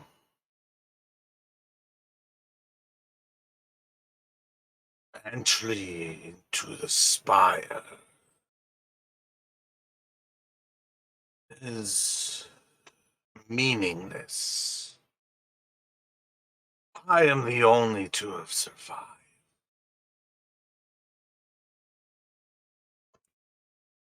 And then it kind of pauses for another second before you're going to hear, and let's see.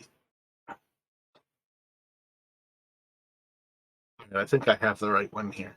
You're going to hear as it kind of looks to you after this pause. My bad, this is only in your head, Fen. This is still telepathic.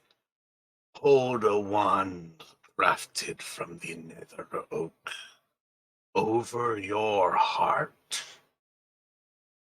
Go now! And the Magian Demos are going to close in. Actually, you said you kept Lyra up here, so Lyra should be there. You're gonna go for. Ben is the only one not attacked on this round. They're going to kind of cycle around and basically like guarding this like wall. They are going to slash out. We're doing, let's see, let's go down the list. First is going to be Bartimaeus. 2 strikes, 17. I don't believe are going to hit. I think Bartimaeus will have 18 AC as the cleric. 2 strikes at Faye. I think the 18 will hit. The 16 is going to miss. Are you going to allow that to hit, Mistress Faye? Nah, I'm gonna shield that one. And then 2 strikes against Lyra. I don't believe. Wait, what did you say? She's a sorcerer? 13 probably hits. What is her AC with the sorcerer? Give me a second. Let me see. Yeah, it's 13. So I need a Constitution saving throw from her. She'll have, what is that, a +8 right now. So you need to roll not a 1 or a 2. So she kind of like resists the actual damage of the wound as it kind of slashes across her, kind of like walking into this entryway and immediately like a slashing wound across her chest. But she resists much of the actual damage just through force of will. Ooh, and I didn't actually roll to see where. Perfect. We're going to have.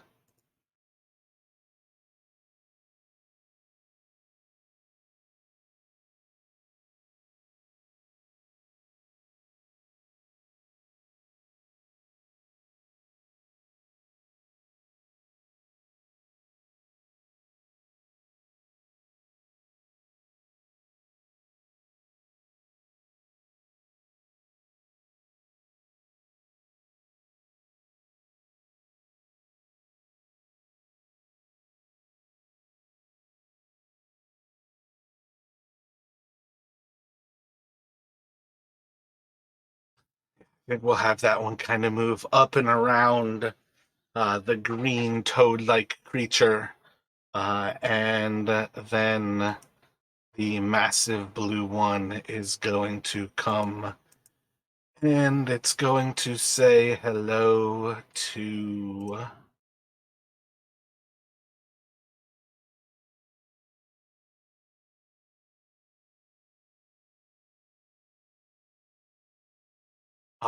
There's a big old clusterfuck over there. I can't get the 3 on the wall.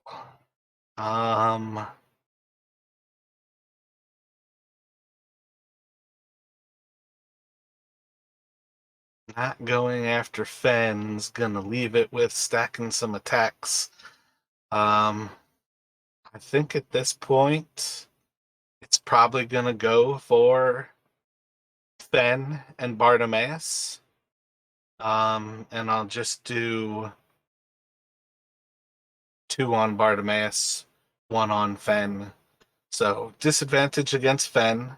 It is going to try to claw out at you. A 10 will miss. And then as it slashes twice towards Bartimaeus, 14 will miss. And you see this creature as it kind of reaches out with these claws. Its hands, its fists are like these webbed monstrosities that are about the size of like your chest. And coming from its arms are massive bone-like claws that as it kind of like grips across your flesh, these claws like start to like scrape. And with each attack, like there's a certain amount of whew, I'm glad that didn't catch my flesh because those things are going to rend a massive chunk of flesh with them as it scrapes across your body. And with that, we are going to go to Fenn. You have what you've come for. Are you ready to flee?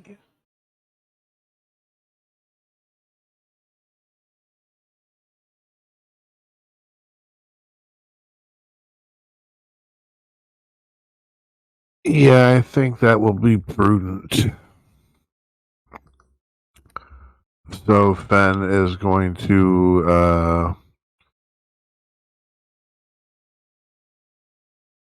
do bonus action with patient defense again and try to make his way out. Lead the retreat. I don't know if there's any Gotcha. way for me to squeeze through there or not. Well, with all things, you can move through them. It's difficult terrain. You just can't stop in the same space as somebody else. So there's plenty of space for you to get out. Patient defense, you're going for dodge, I assume? Yeah, that'll give disadvantage to all these attack of opportunities that I'm going to be giving out. Well, the alternative way of thinking about it is you could also use your action to disengage, but you then kind of leave it to others to potentially have to disengage this combat. So, what are your kind of thoughts on that one? Do you want to be the sacrificial lamb and hope that you can make it away smoothly with disadvantage, or would you like to also disengage?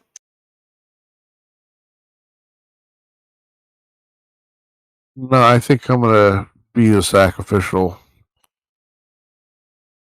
because my AC is 21 and with disadvantage, I'm feeling pretty good about my chances. Alrighty then. The massive creature in blue is going to swipe out at you. An 18 is going to miss as you move your way away from it. As you step beyond your friends and leap out of this, I assume you're basically just leaping to the ground and kind of floating down to the ground. You kind of have a simple recognition that the ones with their swords didn't seem to attack you. Uh, anything with anything else like movement wise? You just kind of clearing the space, maybe like yelling to Brennick and whoever his follower is. You've got it. We're going. What are you thinking as you kind of make it out of there? With a little bit of understanding that that green creature spoke to you psychically. Right, so I think I understood the message, and yeah,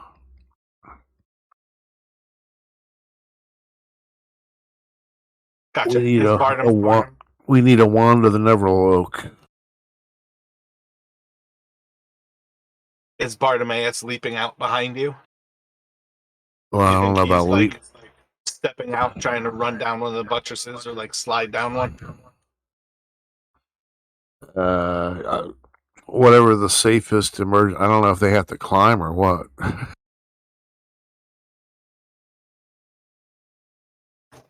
Yeah, like on some level, climbing down is probably going to be the safest one. It's basically going to leave him more or less like at the base of the buttress, versus if he slides down, there's a certain amount of danger, but it might also present him with the opportunity to get further away from the tower. All right, yeah, we'll go with that. Take a little danger.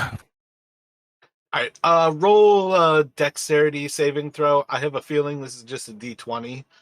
There's no reason I think that the cleric would have dexterity as its proficiency on saves. Yeah, their wisdom. Yep. Was it the D3? What's that? That was it. My bad. I said D3, but the 3 on that D20. Oh, I'm sorry. I thought you said roll d20. No, that's what I mean. That's your dexterity saving throw, though, is that 3. Correct. So he's going to kind of fall prone at the bottom of this. Oh wait, never mind. Make a Constitution saving throw with him. Basically, need a 10. Yeah, so he's golden. Just kind of falls prone at the base of the buttress. Otherwise, out of No, he would still have movement, so he could stand up with the 15 movement that he has left. So yeah, prone is pointless. And it's going to go to Mistress Faye. Fen has fled. Bartimaeus has fled. What would you like to do? She's gonna keep her sword at the ready, but she's gonna use her free hand, grab Lyra, and just basically dive out the window onto the ledge right there. You're pretty much at the ledge as is. Like, there's not much else here.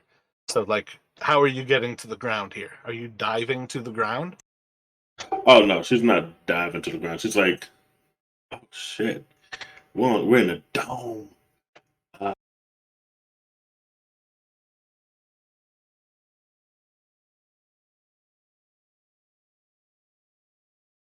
She's gonna pull Lyra out the window and pretty much kind of like lay on the dome and kind of just let herself slide down the dome.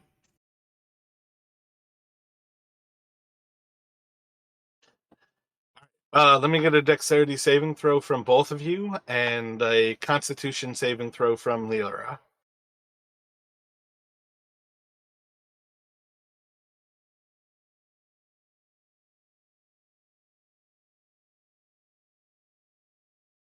And then this one would be dexterity from Lyra.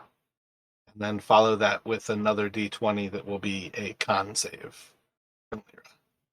The con save will be +8. All right, so she'll be good. You are going to take 7 bludgeoning damages, 7 bludgeon damage, and falling prone at the base of the tower here. You can stand up. Pretty much leaves you with a few movement left, but more or less you guys are kind of out of this situation at this point.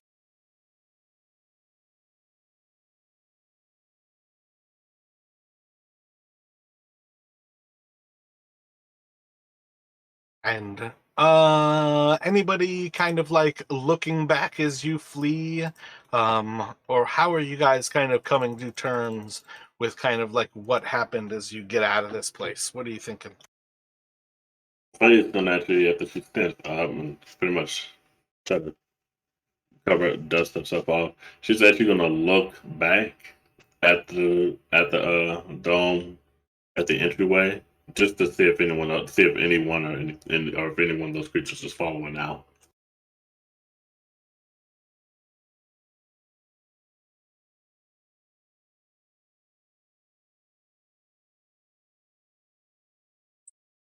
And is just glad they made it out.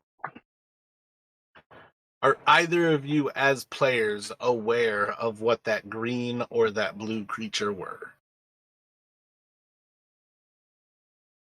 It looks like a frog, but the only thing I could think of, and I'm not sure if this is actually it, is a because I was watching a D&D session video that someone did of where they was going through the 9 tombs or whatnot, and it was like a creature that looks like it, but this doesn't look like that. It looks like a boar and a husk, and they said it was like from another realm or whatnot. So I'm like, that's can't be the same thing, but it might be from the same plane. Otherwise, I'm not entirely sure. Yeah, I don't know. Gotcha.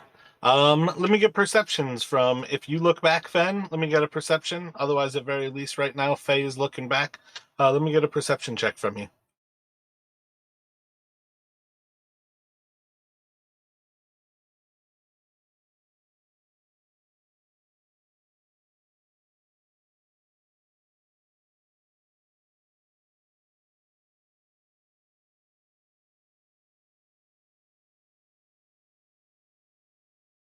Not showing up immediately, so if you do have it, Rashad, just let me know. Yeah, Excellent. Ben would be looking back also to make sure they weren't being followed. You said perception, right? Yep.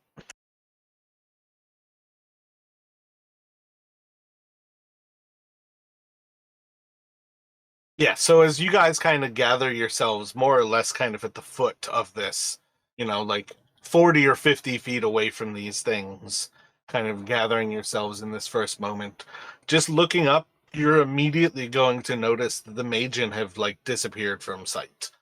Their job was to keep you out of that place. When you were leaping out of the place, they did not swipe at you because it's not their job to kill you.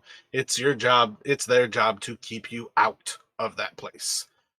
What you do notice is the green creature right back to not paying attention to you. The blue creature is just standing there at the opening of this tower, and you can see as its massive breath kind of shoulder blades rise like a foot or two. Breathing out, its shoulder blades fall about a foot or two, and it's just sitting there, staring at you, focused on you, but standing still.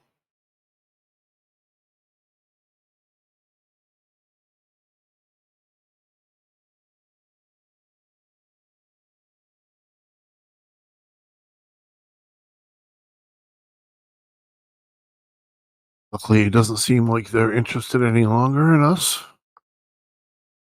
Yeah, you don't. How much information were you able to find on this place?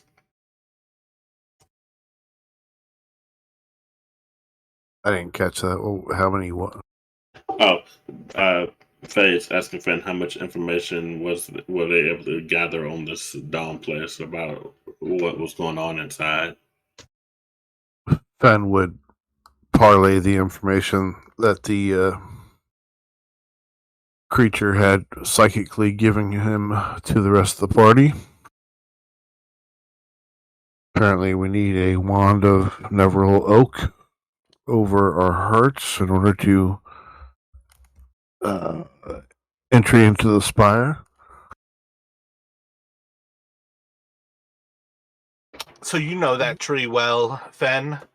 It is the tree that is the center of the arboretum, and it is a conscious but sleeping creature. You've kind of communed with it in some of your meditations, but it still resides in kind of a state of slumber. And I think at present, let's kind of take a break here, step away for a couple. If you guys end up with any other questions, I do have a earpiece still in, but let's come back like 15 minutes till the hour, and we'll jump back into things. That was good.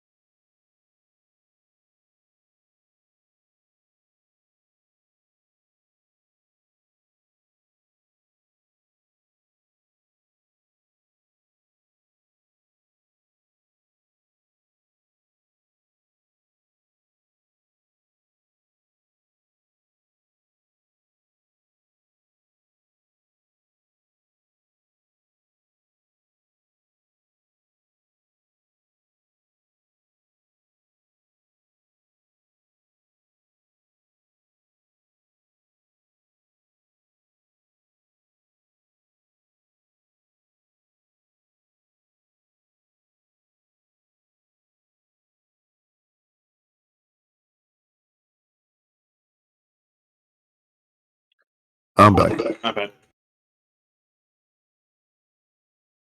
Well timed. So we kind of left off with the moment of you guys having leapt out of the observatory, taking a moment to look back. The Magin have all kind of disappeared from sight. The green toad-like creature seems to be returned to looking through this like spyglass telescope. The blue creature kind of waiting at that gap in the walls, just kind of staring at you as it breathes heavily, focused and intent upon you. Taking a moment to ask from Faye, what did we learn? What do we know? Fen replies with the step. First, take a wand crafted of the nether oak and place it over your heart. Can you think of anything else that you all learned while you were in there? Is there anything else that you are interested in before kind of moving forward? What are you guys thinking?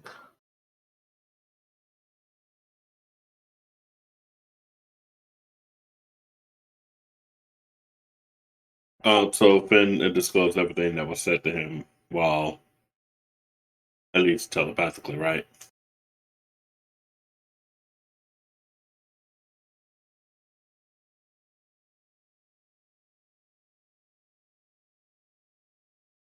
Yeah, and I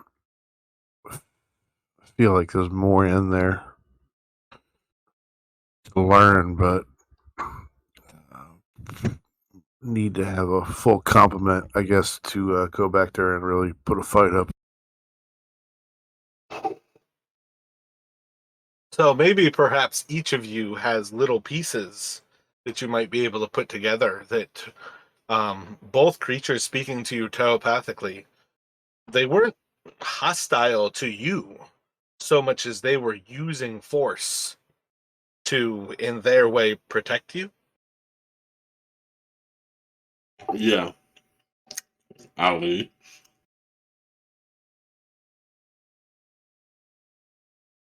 Protection from the blue troll, correct?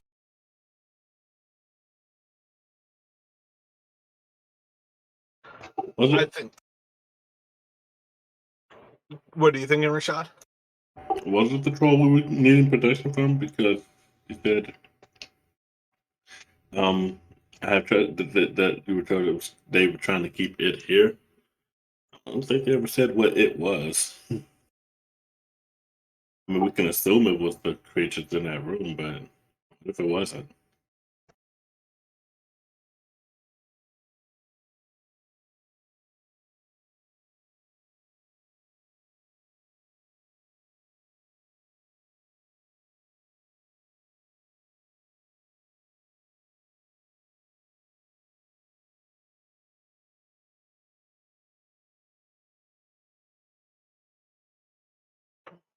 What else are you concerned that it could be? What do you think? What is Faye thinking?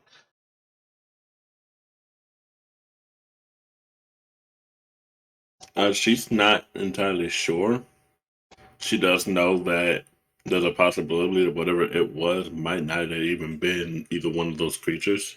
It could have been further into the observatory or somewhere else or whatnot. But for now, she feels like it could have been anything that they were referring to.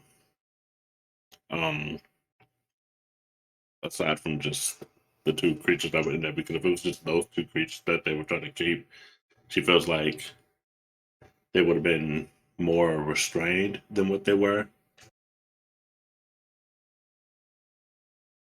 So, from your perspective, that place is a singular room. So, the question of where else they would be protecting you from, I think, is maybe less important. That perhaps you're adding a little bit too much to this. You certainly never heard the green creature speak to you. Fen has a solid idea that the green creature was the thing speaking to him, as it looked at him, croaked at him, and then, with like, eyes kind of looking at him is when he heard it like in his head, or heard an actual understandable voice in his head. So I think maybe you might be drawing a little bit too beyond, but you are perfectly welcome to that. But I would say, like, from your perspective, trying to push open the door, that was pushing open the door into that place. When you guys jumped in through the wall, you were jumping down into that place.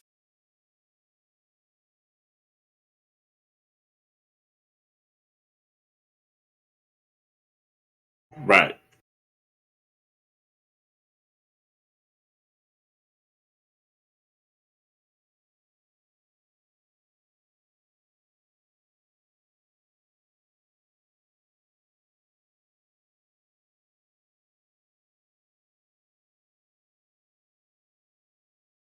So, with the understanding that you have the first step, you have the step that Avarice does not.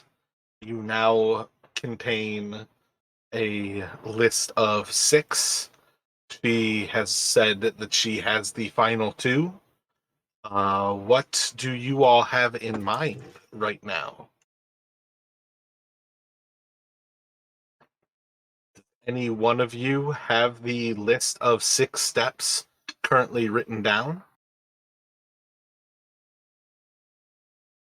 Give me a second. I hadn't transferred them to Mistress Faye yet, but I do have them written down yet.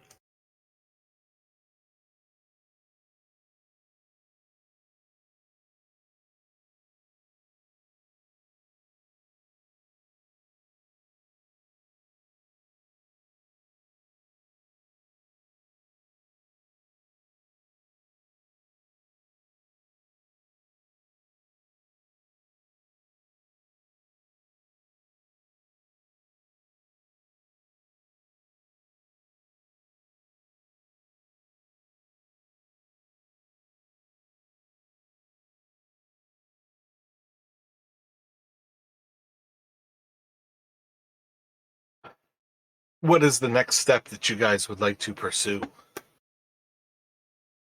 Yeah, if I had it written down, I can't find it. I'm not sure about all the steps. So why don't we head to the Arboretum and try to get our wand?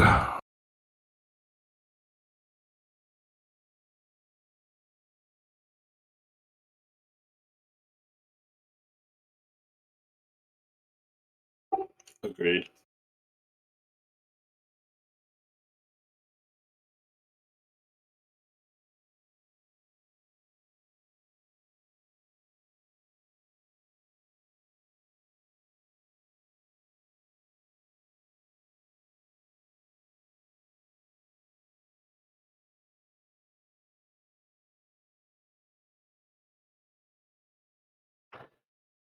Roll perceptions for me, please.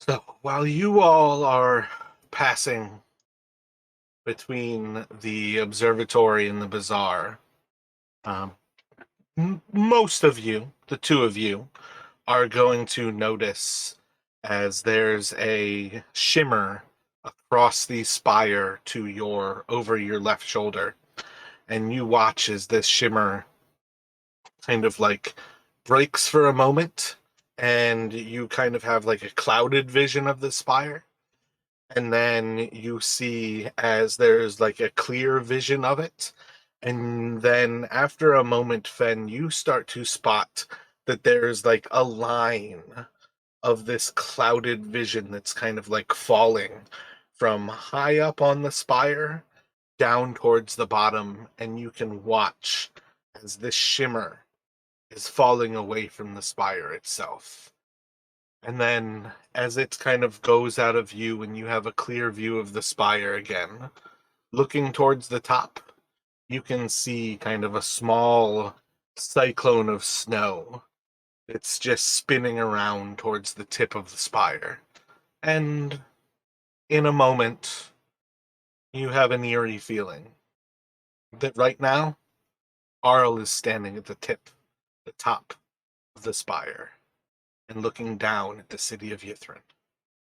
Down towards you, down towards Avarice, down towards the city as a whole.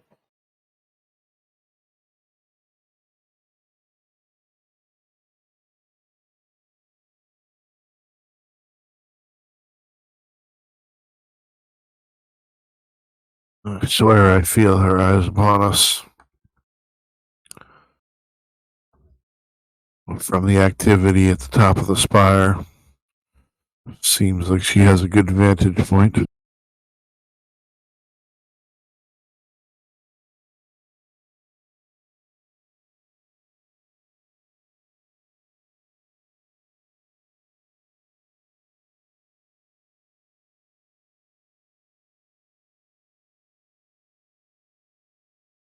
At present, the two of you look around.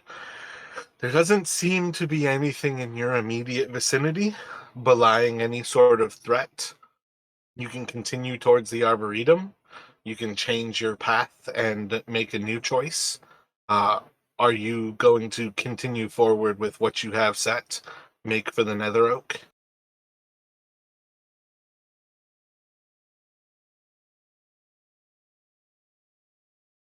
Unless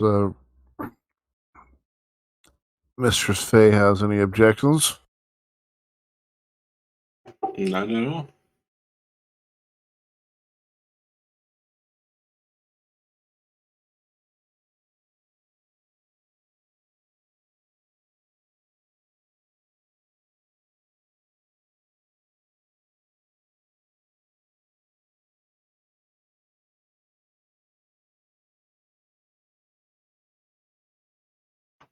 So I don't think there's any special reason why Mistress Fay wouldn't have seen or perhaps gone into the Arboretum at this point. It's kind of up to you whether it's a familiar place to go to or whether it's kind of new. But again, this is kind of like a almost not meant to be eerie, but it is a cultivated place where all of the trees are in line and they have a certain kind of geometric beauty to them, where you're almost always walking between these points and can see like just lines of trees in all directions. But there's a certain point where you're in a cardinal enough direction that the only tree that breaks the rows and passages and like diagonals, the only tree that really breaks this mold is the central nether oak, which is just a massive tree that makes all of the others look like little saplings and little bushes. But you guys can make your way across and into the actual arboretum. Again, stepping inside of the arboretum, and for the first time touching the grass, one of the things that will be pleasant is that there is an immediate feeling, albeit not necessarily contradicting to like your full perceptions, that you are in a warm summer glade. This place doesn't experience the same things as being in the rest of Ythryn. There is a dome of experience over this place that has it be daylight, evenings. There's beautiful clear skies overhead sometimes. Sometimes at night there's clear starlit skies overhead. They all vary in some way that while you're buried under a glacier, you can't necessarily tell if it is meant to be representative of the night sky immediately outside of this place. Is it a night sky memorized by the wizards who once cast this spell? It's hard to really tell, but this is one of those places where the moment you step foot inside, behind you, in front of you, is all this beautiful, like grass lit or grass forest and trees all around. and the city of Ythryn is gone. You could look behind you after having walked right in and see like a mountainous landscape beyond, and you can kind of put your hand through the illusion. But inside of this place, all of the trees are real, and it's just that view from beyond it. For a moment, you don't know if Auril can see through this. When you're looking in from outside, you can see the trees, but you've never seen somebody inside of it. But while you all walk into this place, you at least can be comforted because you don't see her. And that's one thing that has at least a little bit of comfort that it lends to you from within. But you all can make your way over the next like 5-10 minutes into the center of the arboretum and find the ancient tree at rest. Do you have any thoughts on what you would like to do?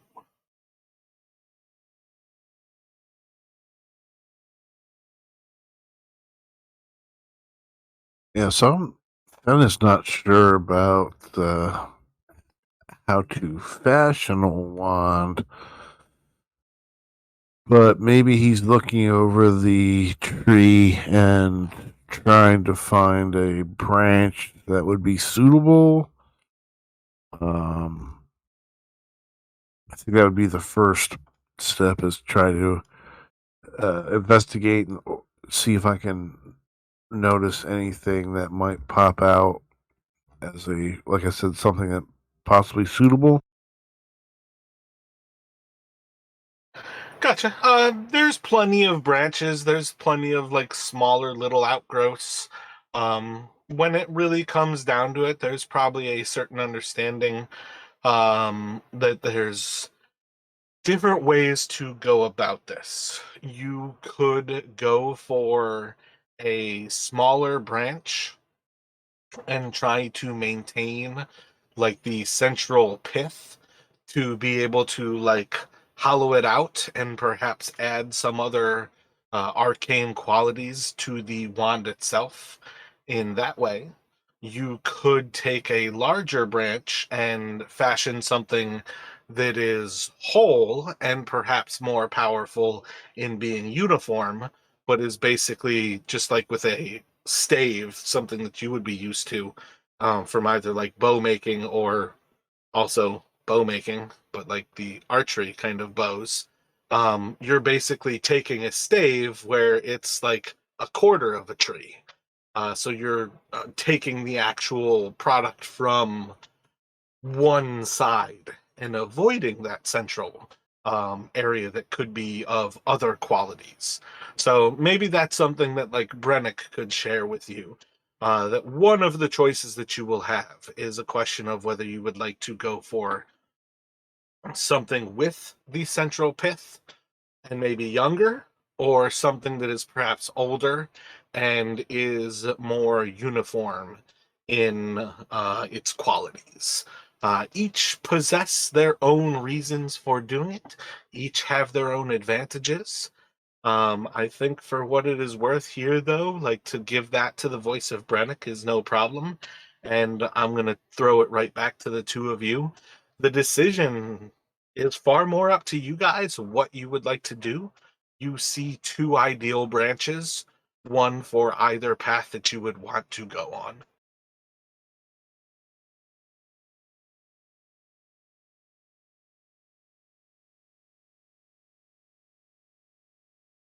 Actually, you know what? That can be from Professor Scott, too, because Brennick does have Professor Scott following him. So I think we'll go with the heavier Gotcha, like the more uniform. uniform piece. Yeah.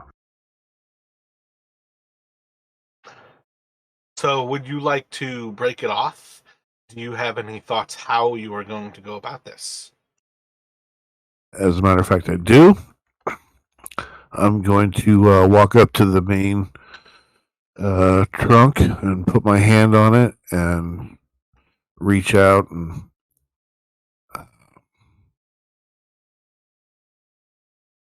give greetings to the All Father tree and ask humbly if we may partake of some of its uh, bounty to further in our quest. Roll a charisma check for me. You are welcome to make this persuasion if you would like.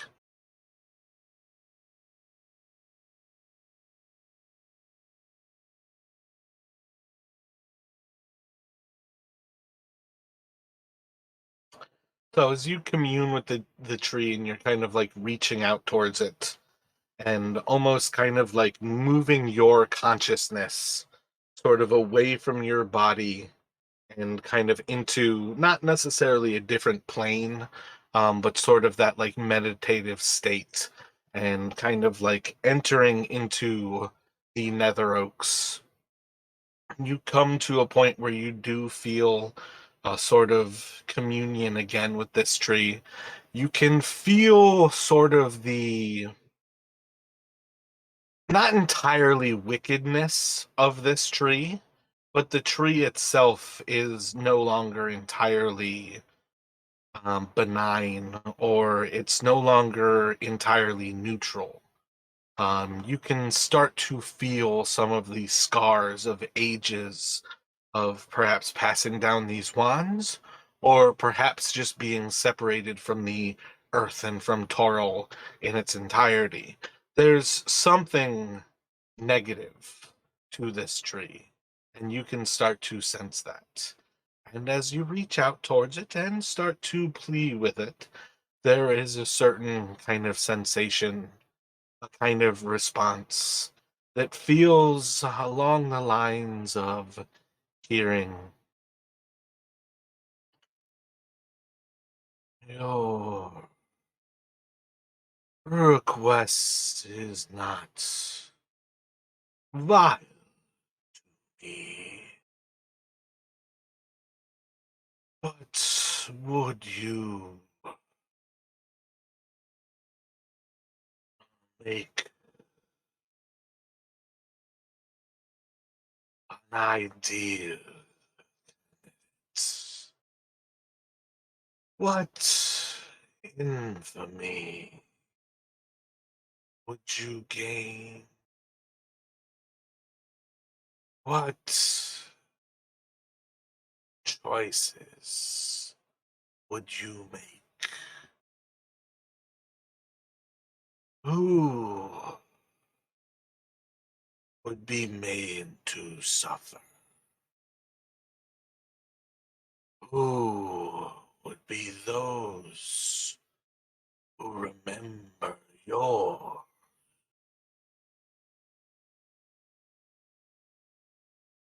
me this?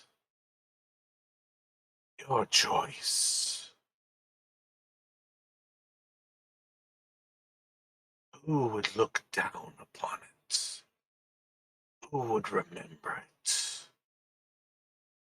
Tell me of your future. Be the values, the extreme, the abomination.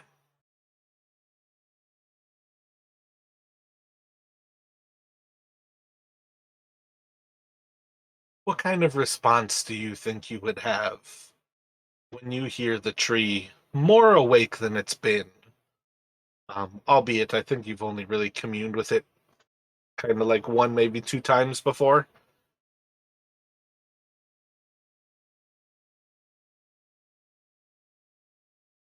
Yeah, I think Ben will be a little wary of the change in tone and the feeling of the tree.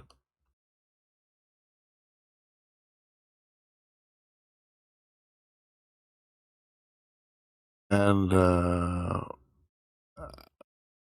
I'm not exactly sure what it was asking me.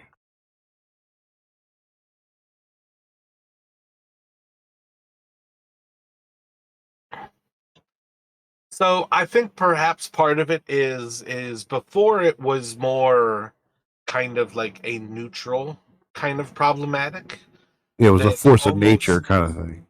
exactly that almost fit more into your understanding as a force of nature being kind of neutral to what it means to die, what it means to be created. Um, and this is where, as it kind of comes more conscious, because you will recognize, I don't believe I spoke to you with it previously. You would No. notice an extra sense of consciousness from this, and that with its consciousness, it's almost asking you, kind of, who will you create problems for? Who's going to remember you? And kind of almost like, who are you going to turn into an enemy? Um, and I think the key word would be to kind of take away. It's curious about whether you're going to be like a force for good, or would you be somebody who's kind of nefarious, a trickster almost, somebody who would kind of take joy from seeing pain caused, somebody who would be abominable, abomination. Abomination is so much easier to say than abominable.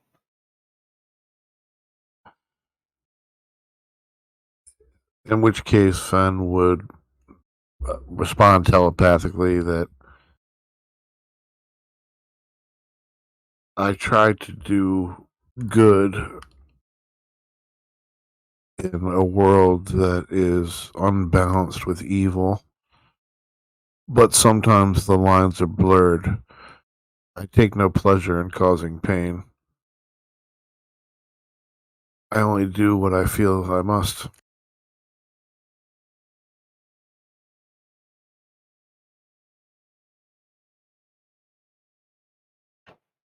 So as you're kind of going through this and kind of trying to send your response through to the tree, um, everyone else around you yourself would not be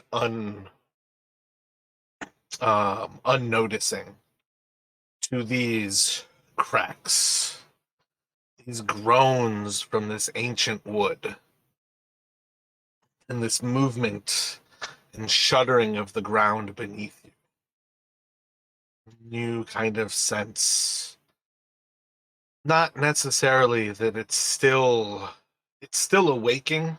awakening, but not necessarily like that it is looking to speak beyond this.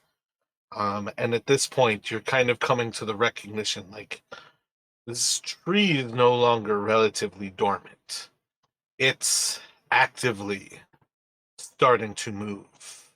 It's starting to shake the ground from its roots. What kind of thought do you have when that kind of like realization comes across Fen?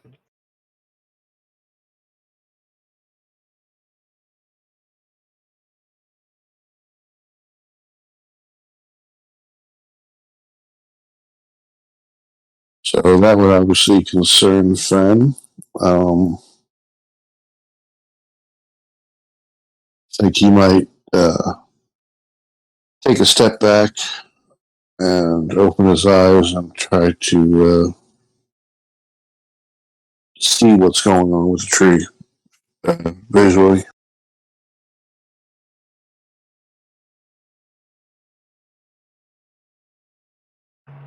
Let me get a perception from you, please.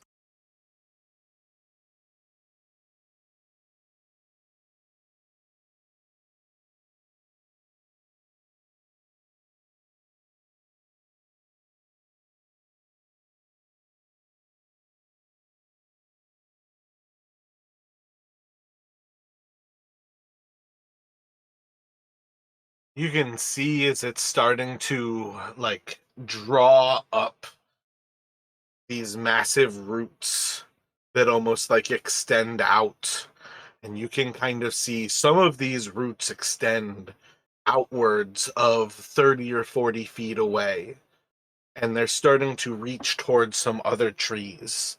And as you kind of take this moment to like gather your senses a little bit, you can see that 1, 2. There's other of these trees the roots seem to connect to, and they too seem to be moving. At present, you guys are kind of like looking at this central ancient tree, and it seems to be awakening and standing out of the earth itself, and other trees are joining it.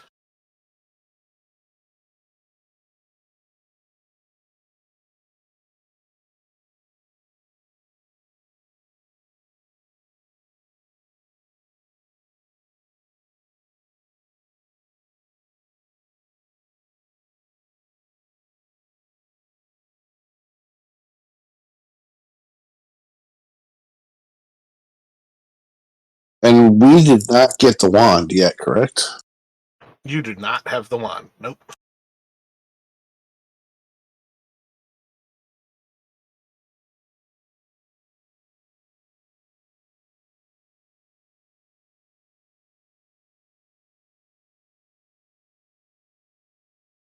Um, with Faith and all this happening, she would kind of whisper to Finn, "Hey, you have everything under control?"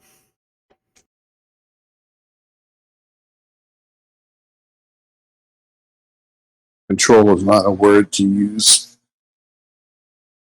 when applying to this kind of ancient being.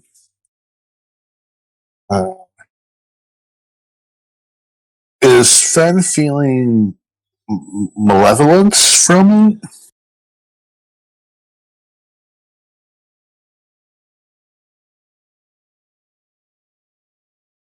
Roll an insight check.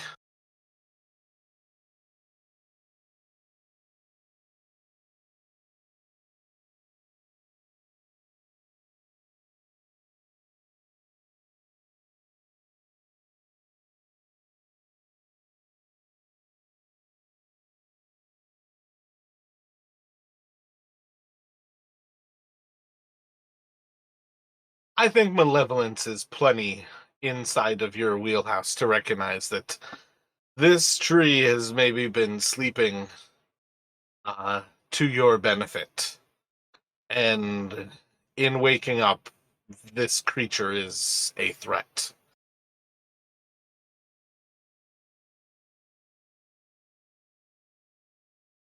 Okay, so in which case, Fen is going to try to grab a branch that will suit for um, the first kind of lighter fillable wand and not the uniform one, and tell everybody that we should be leaving.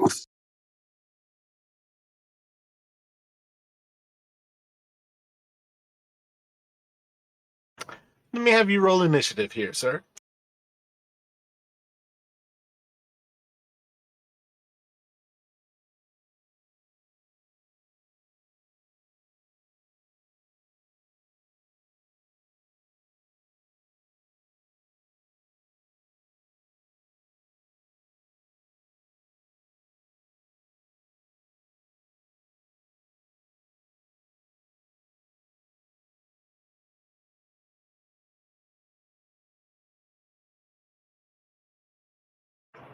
So, if you would like to break off this branch and basically flee with it, let me have you do a grapple for at least your first attack action.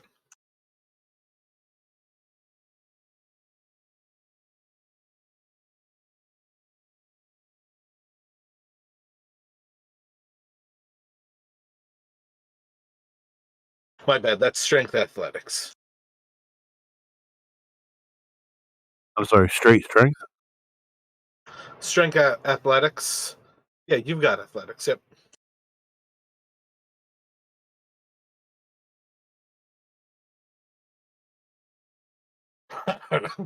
So, as you like grab a hold of this smaller of the branches and try to take a moment to like snap it free and kind of pull away from the tree, the like motion that you're putting into it, you can almost feel like the tree is kind of in a very similar way to how you manipulate tree.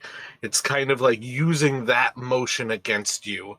And in this first bit of trying to like snap off this branch, it's just like rotating this entire branch of the tree as this thing is standing freer and clearer of the earth.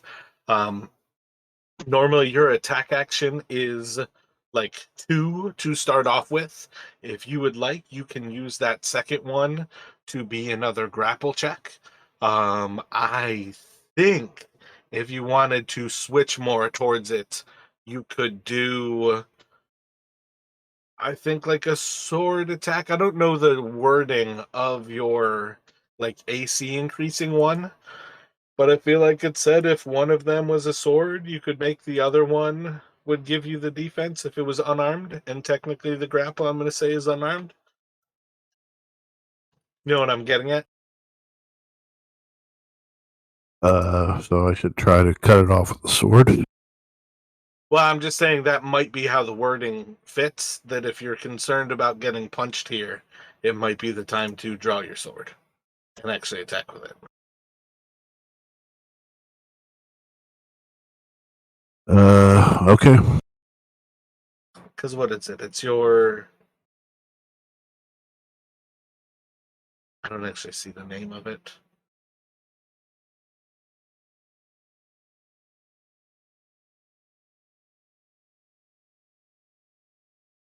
You're talking about agile parry. I feel like that sounds right, yeah. If you make an unarmed strike as part of the attack action on your turn. Oh yeah, you don't even have to attack with the weapon. It's just end holding it. So you can make another grapple to try to break this thing away. As far as I'm concerned, is unarmed strike. Okay.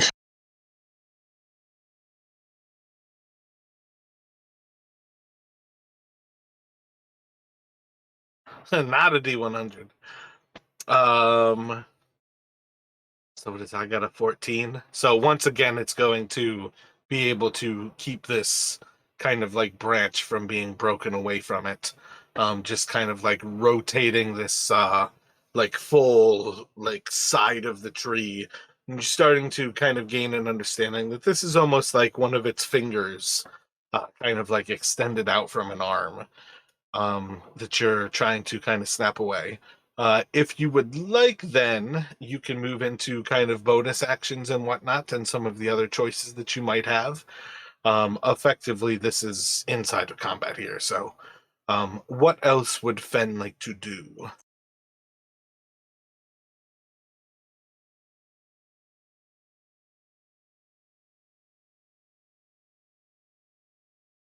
I guess I'll spend 1 key on the patient defense. Gotcha. So that's going to put you in dodge mode. And we will go to Bartimaeus. What would you like him to do?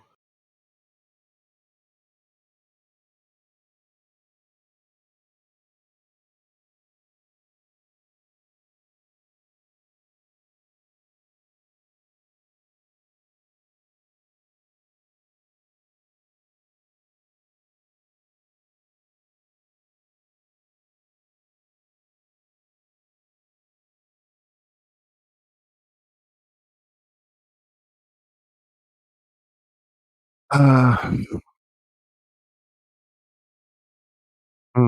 um, well, I guess he is going to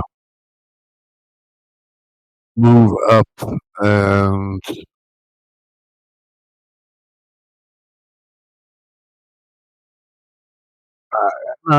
going to stand where he is and attack the first thing that attacks him.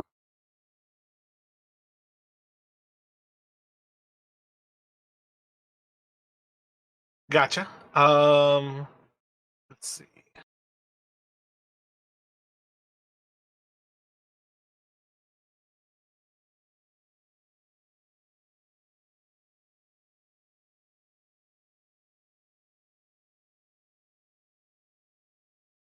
So you've got trees rising around you all. You've kind of got like Fen almost riding one of the like main branches of the Nether Oak. What do you see Brennick is doing at present?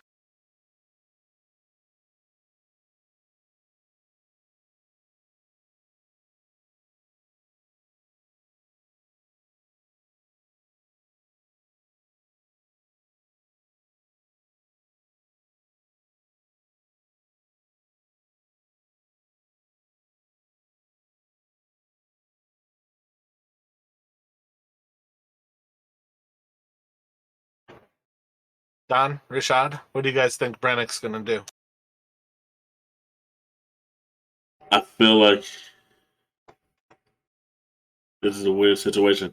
I feel like he would go ahead and try to deal with the tree to the right. So he may. That's me because I'm a little biased. I wanted to say he may place a. He might go ahead and place a fireball on the tree to the left and try to deal damage to that one.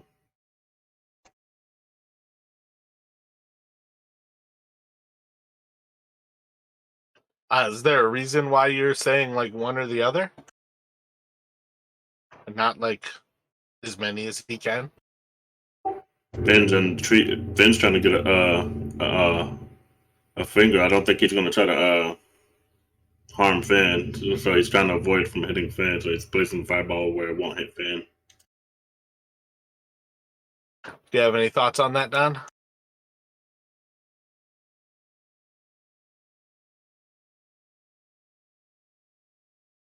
I'm sorry, say that again. Do you have any thoughts on what Brennick is going to be doing here? And this is part of why I say there's not really a reason he wouldn't hit all of them. If he's going to cast a fireball, he can hit all three of those trees right now. He doesn't have to hit Fen. Oh shoot, that's right. He sure can because Finn's in the hand. Okay. Sounds reasonable.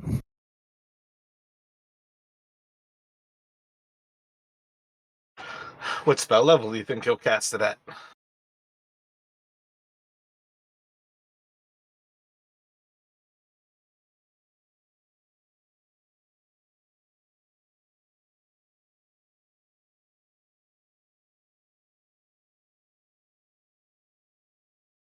That's a third. What Go ahead. I was gonna say, what are the choices? Like third, fourth, or fifth? Yep, he's got a single 5th level spot. He's got three 4th level spots and 3 3rd levels. Well, I think he cast at fourth level because he uses the divination on fifth level to get back at fourth level. Correct?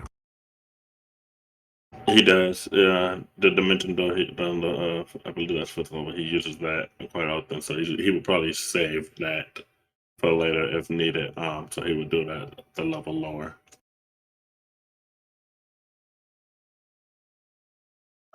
I mean, I feel like that might be a stretch that he's immediately thinking about converting stuff with divination. It's certainly a possibility. But it's one of those things where right now you guys have kind of diverted him from using Contact Other Plane. So if he's not going to cast Contact Other Plane, is he really going to be looking to save this spell slot so he can regenerate one? Because it's divination for a spell slot lower. If he doesn't cast Contact Other Plane, that 5th level slot is just a spell slot.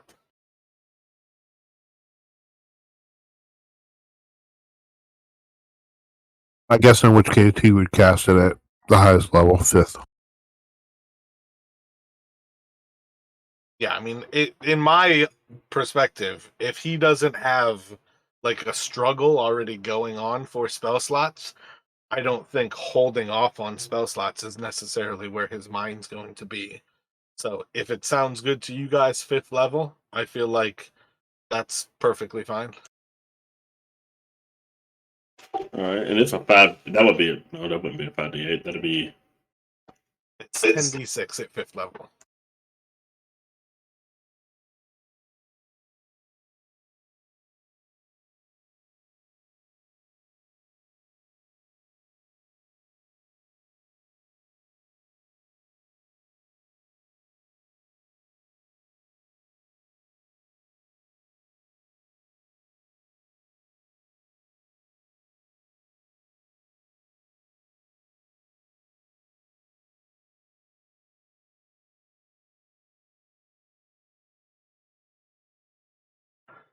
So all of them are going to fail. And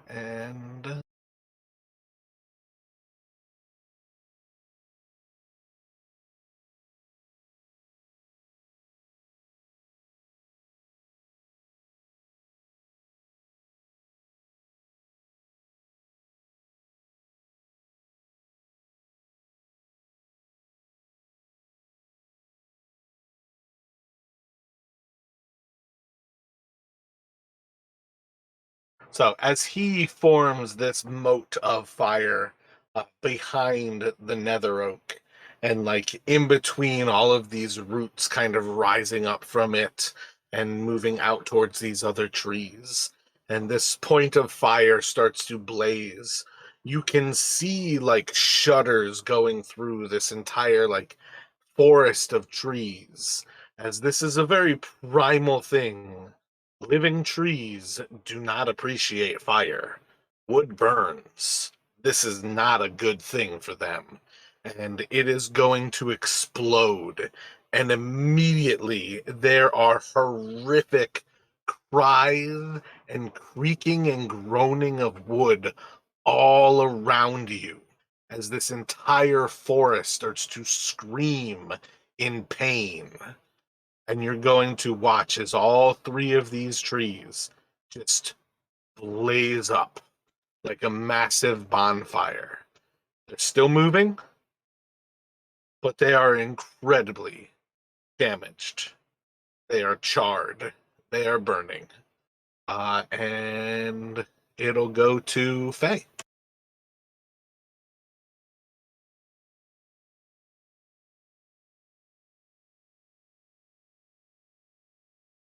The fact is that he's going to do an attack with a sword and follow with an extra attack.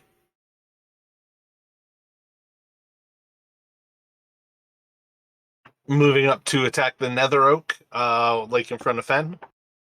Yeah.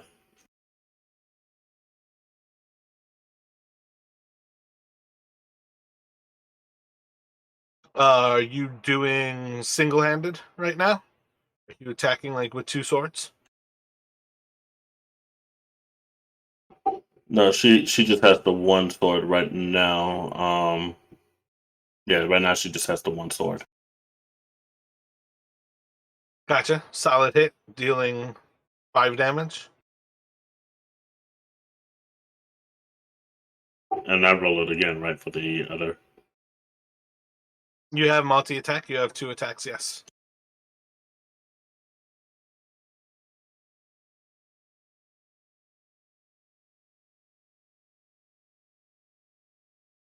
The second strike as well will hit, dealing another 12 damage.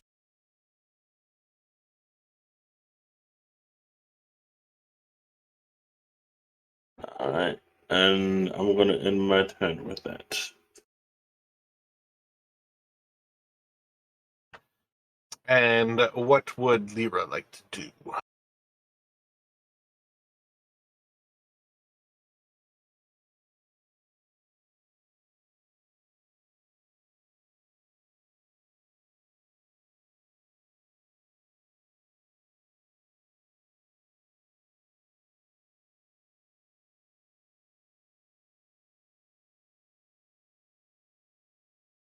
She's going to do Dragon's Roar. Yeah, she's going to do Dragon's Roar.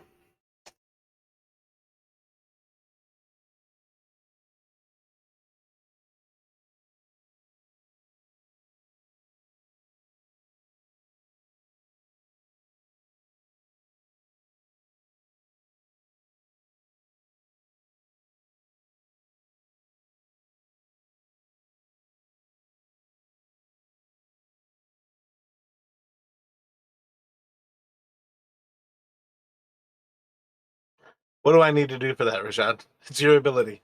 Describe it to me. Oh, I'm sorry.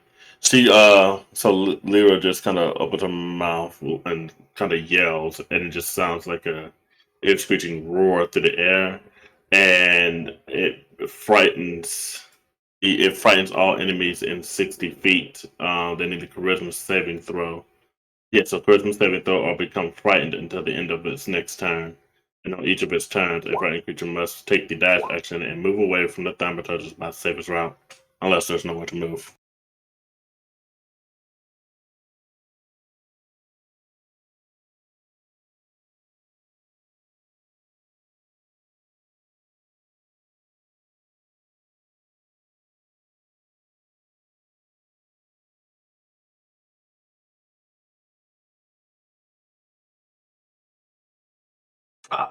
Does it say her spell DC on the thaumaturgist?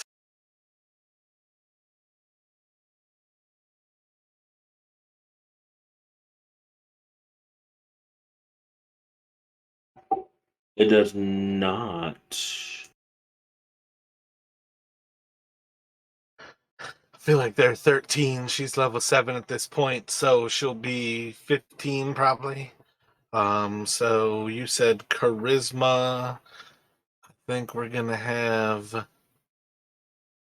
none of the needles and none of them.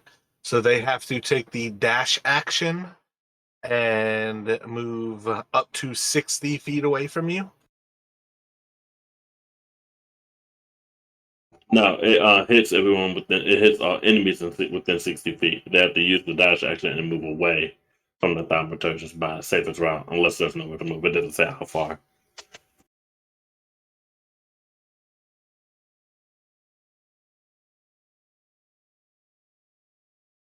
Within sight of you, maybe? It's got to say something about how far they have to.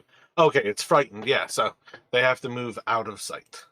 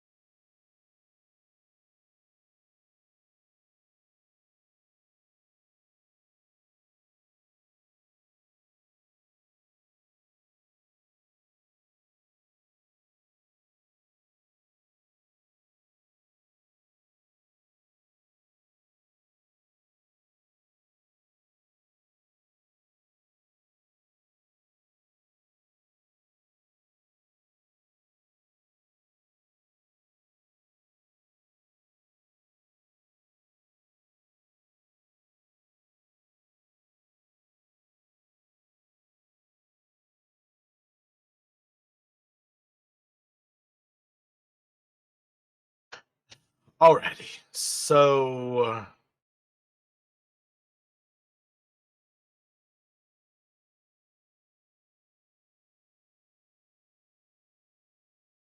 yeah, he hasn't finished reviving them. I think most of these other trees are basically going to burn alive. They are not awakened yet. I was telegraphing that they were awakening. They are inanimate objects burning on fire.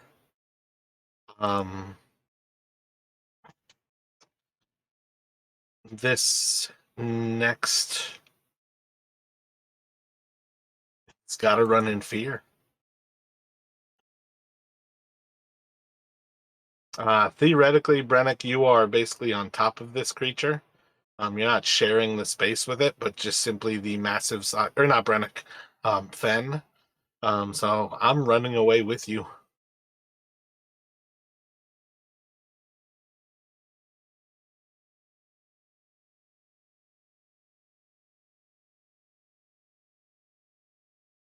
Faye just kind of looks back at Lara like, our friend was in that tree.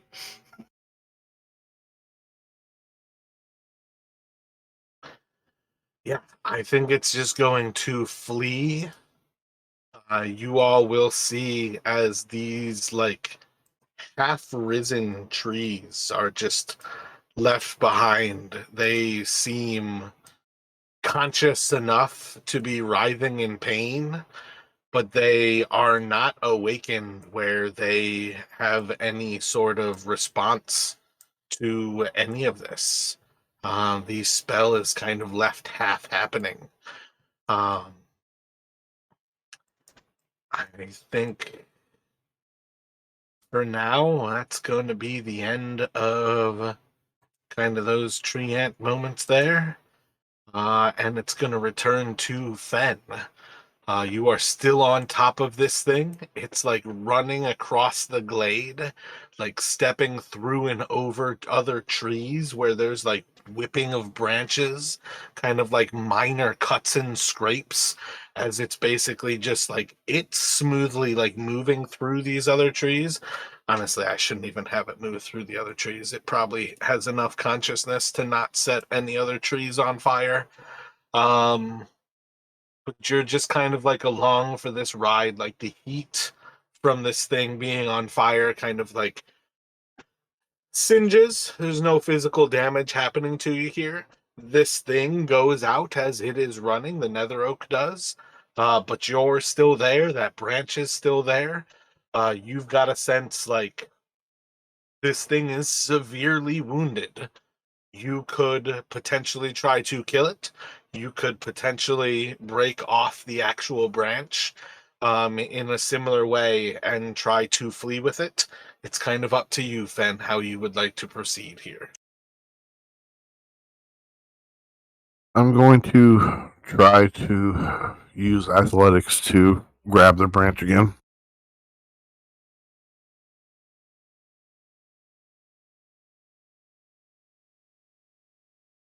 So I've got a 10 again. With that one, you can break it off. And then I am going to use my movement to jump down and return to the rest of the party. All right, I'm assuming maybe perhaps this is just a lapse in judgment, but it is swinging out at you to crush you as you break off one of its fingers and start to run. I am most certainly going to hit you with a 29 as it slams down into you. It is going to deal 15 points of bludgeoning damage to you.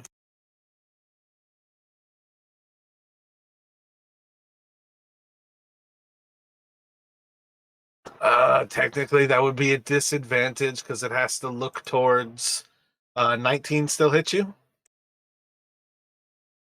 19 will miss. All right, no damage because it has to look towards Lyra to be able to strike out at you, so it's a disadvantage for being frightened.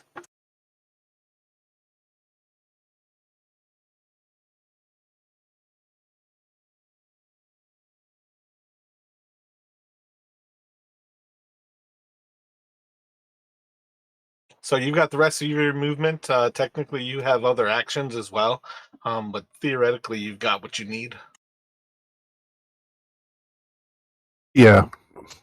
I think he would jump down, yell out, and then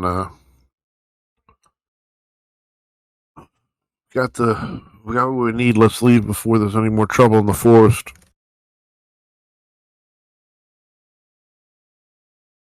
Guess I would use my movement to move,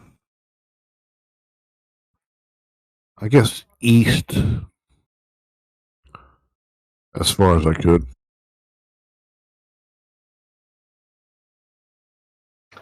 Gotcha. Yeah, I mean, from this point, you guys are essentially going to see as some of the other nearby trees were coming to consciousness. They all basically have to flee essentially away from Lyra and all kind of go in their own separate directions here as the kind of like immediate glade where you are sort of like clears out from some of these living trees. These other ones are much smaller, kind of the size of little shrubs more than like little dryads. Um, and none quite so large as the two trees that were like actually connected to the nether oak itself. But as you all kind of clear away from here, you've at least gathered the wand that you would need, or at least the branch that you would need to craft said wand, and can make some sort of an escape back into the city proper, away from the illusion of this like calm, otherworldly forest inside of the city of Stone and Chardolin. And what would you all like to accomplish?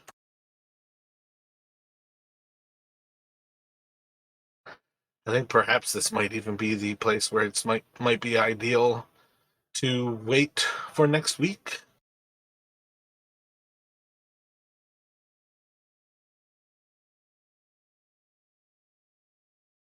Yeah, that's what I was going to say too. Yeah, that might be a good idea. Because probably gonna need Brennick. We're gonna need Brennick for the wine. If I don't know how to properly make a wine.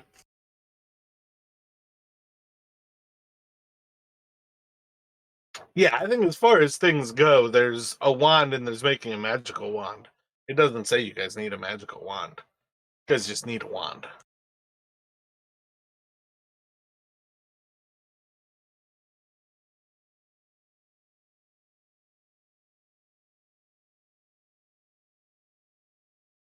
Well, the mission accomplished. Cold-blooded. Just set the whole forest on fire. Whoops. I like that forest.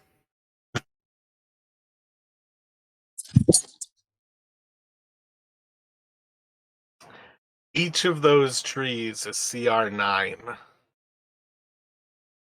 That could have been a massive battle. And I'm like, yeah, I mean, you guys could like pull off like a low level fireball. You could pull off a high level fireball. It's purely up to you. And all I'm thinking is I'm pretty sure the high level fireball can one shot these creatures.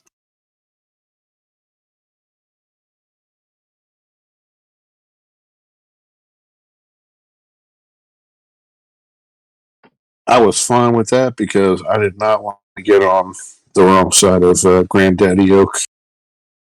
I mean, it's kind of a little late for that. We set them on fire. That's what I was trying to telegraph. I'm like, oh yeah, let me just telegraph that I'm about to like create two more of these trees with it. So it's not like entirely surprising that you're about to fight three of them. And then all of a sudden I was like, oh wait, that was a mistake. Because now, like, coming to realize, like, okay, I kind of brought them to life so they can take damage. They're now on fire because they're technically not yet animated. But I also rolled to see if they were afraid of Lyra, so they're also frightened. Yeah, those things are fucked. there's no out for them. Those trees are on fire, and if they were conscious enough to do anything, it would be to run away, and like that's it.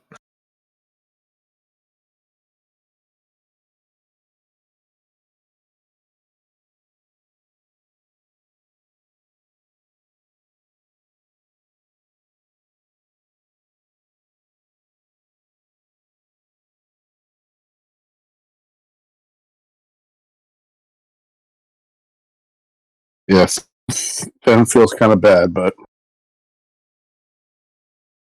One step closer.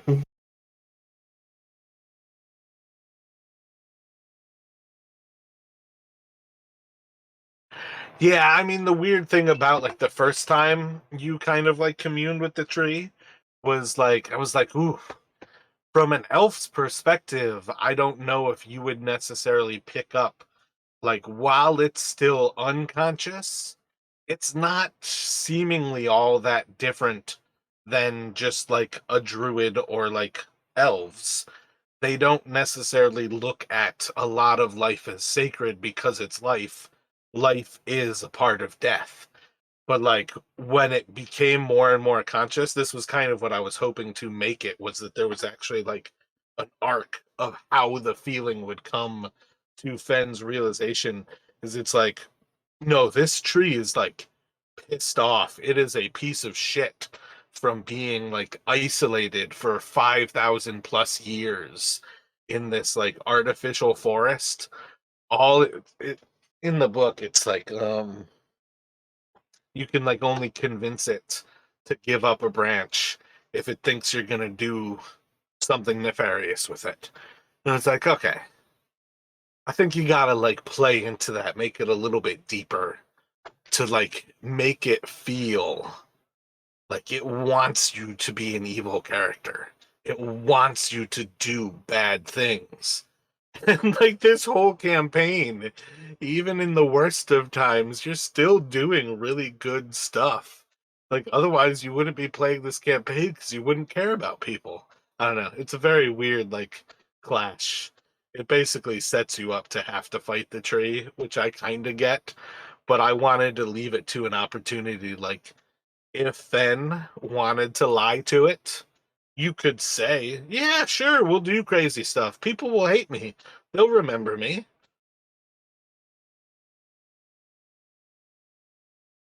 I just like the idea that it was stressing, like, I want you to be infamous.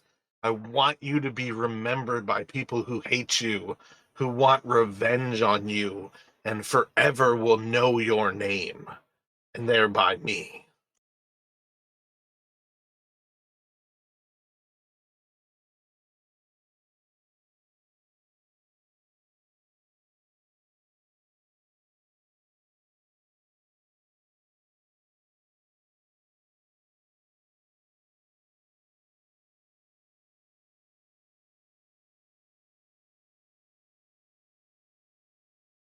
Yeah, I don't think Fen had the wherewithal to try to deceive it.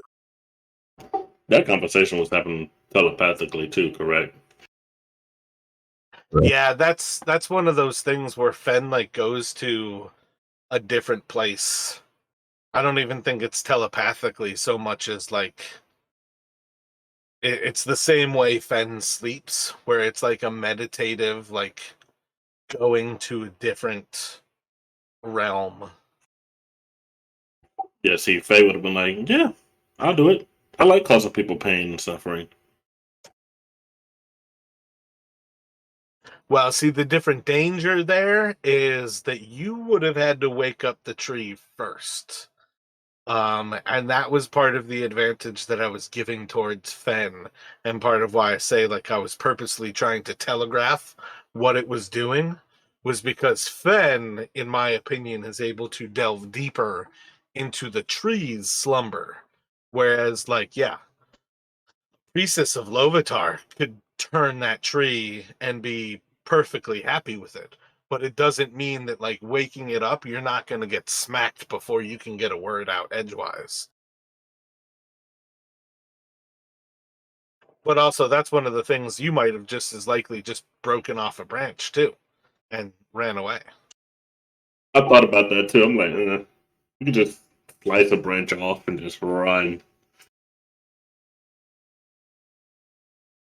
Yeah, and I think that would have been perfectly fine as well. They're not slow, but they're also not fast enough that like they could keep up with um kind of like I mean, especially Fen speed. They can't keep up with a rogue or a monk who can move at faster speeds. But like compared to a lot of people, if I'm telegraphing it as it's something that's like buried in the dirt asleep, it's going to take a turn or two to actually get itself clean, free and clear of the dirt before it can move. And that's part of what like some tree combats are crazy sweet. And that's part of it is because like when you're fighting a tree, often this thing is like grappling you with roots while swinging branches at you. So it starts to restrain you. It just gets crazy really quick when something is making like 5 or 6 attacks in a turn. And some of them restrain you, some of them are just for massive amounts of damage.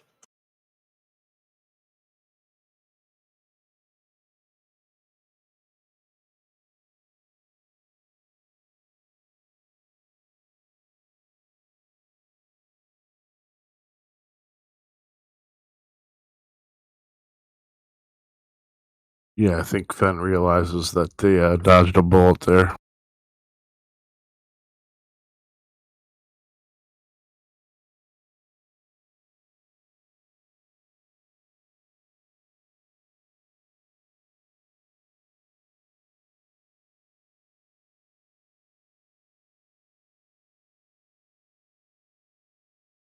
All right, fellas. Well, I'm gonna go get some dinner. Thanks, Mara. Thanks, Rashad. Have a great week. See you next time. Hell yeah, you all be well. Have a great dinner here. And yeah, we'll see you next week. See you next week. Oh, I didn't want to do it without Brennick, but we're definitely gonna level you guys up for next time. So plan, what is it? Level 11? Plan your level 11s, and we'll probably start with rolling for hit points. Okay. All right.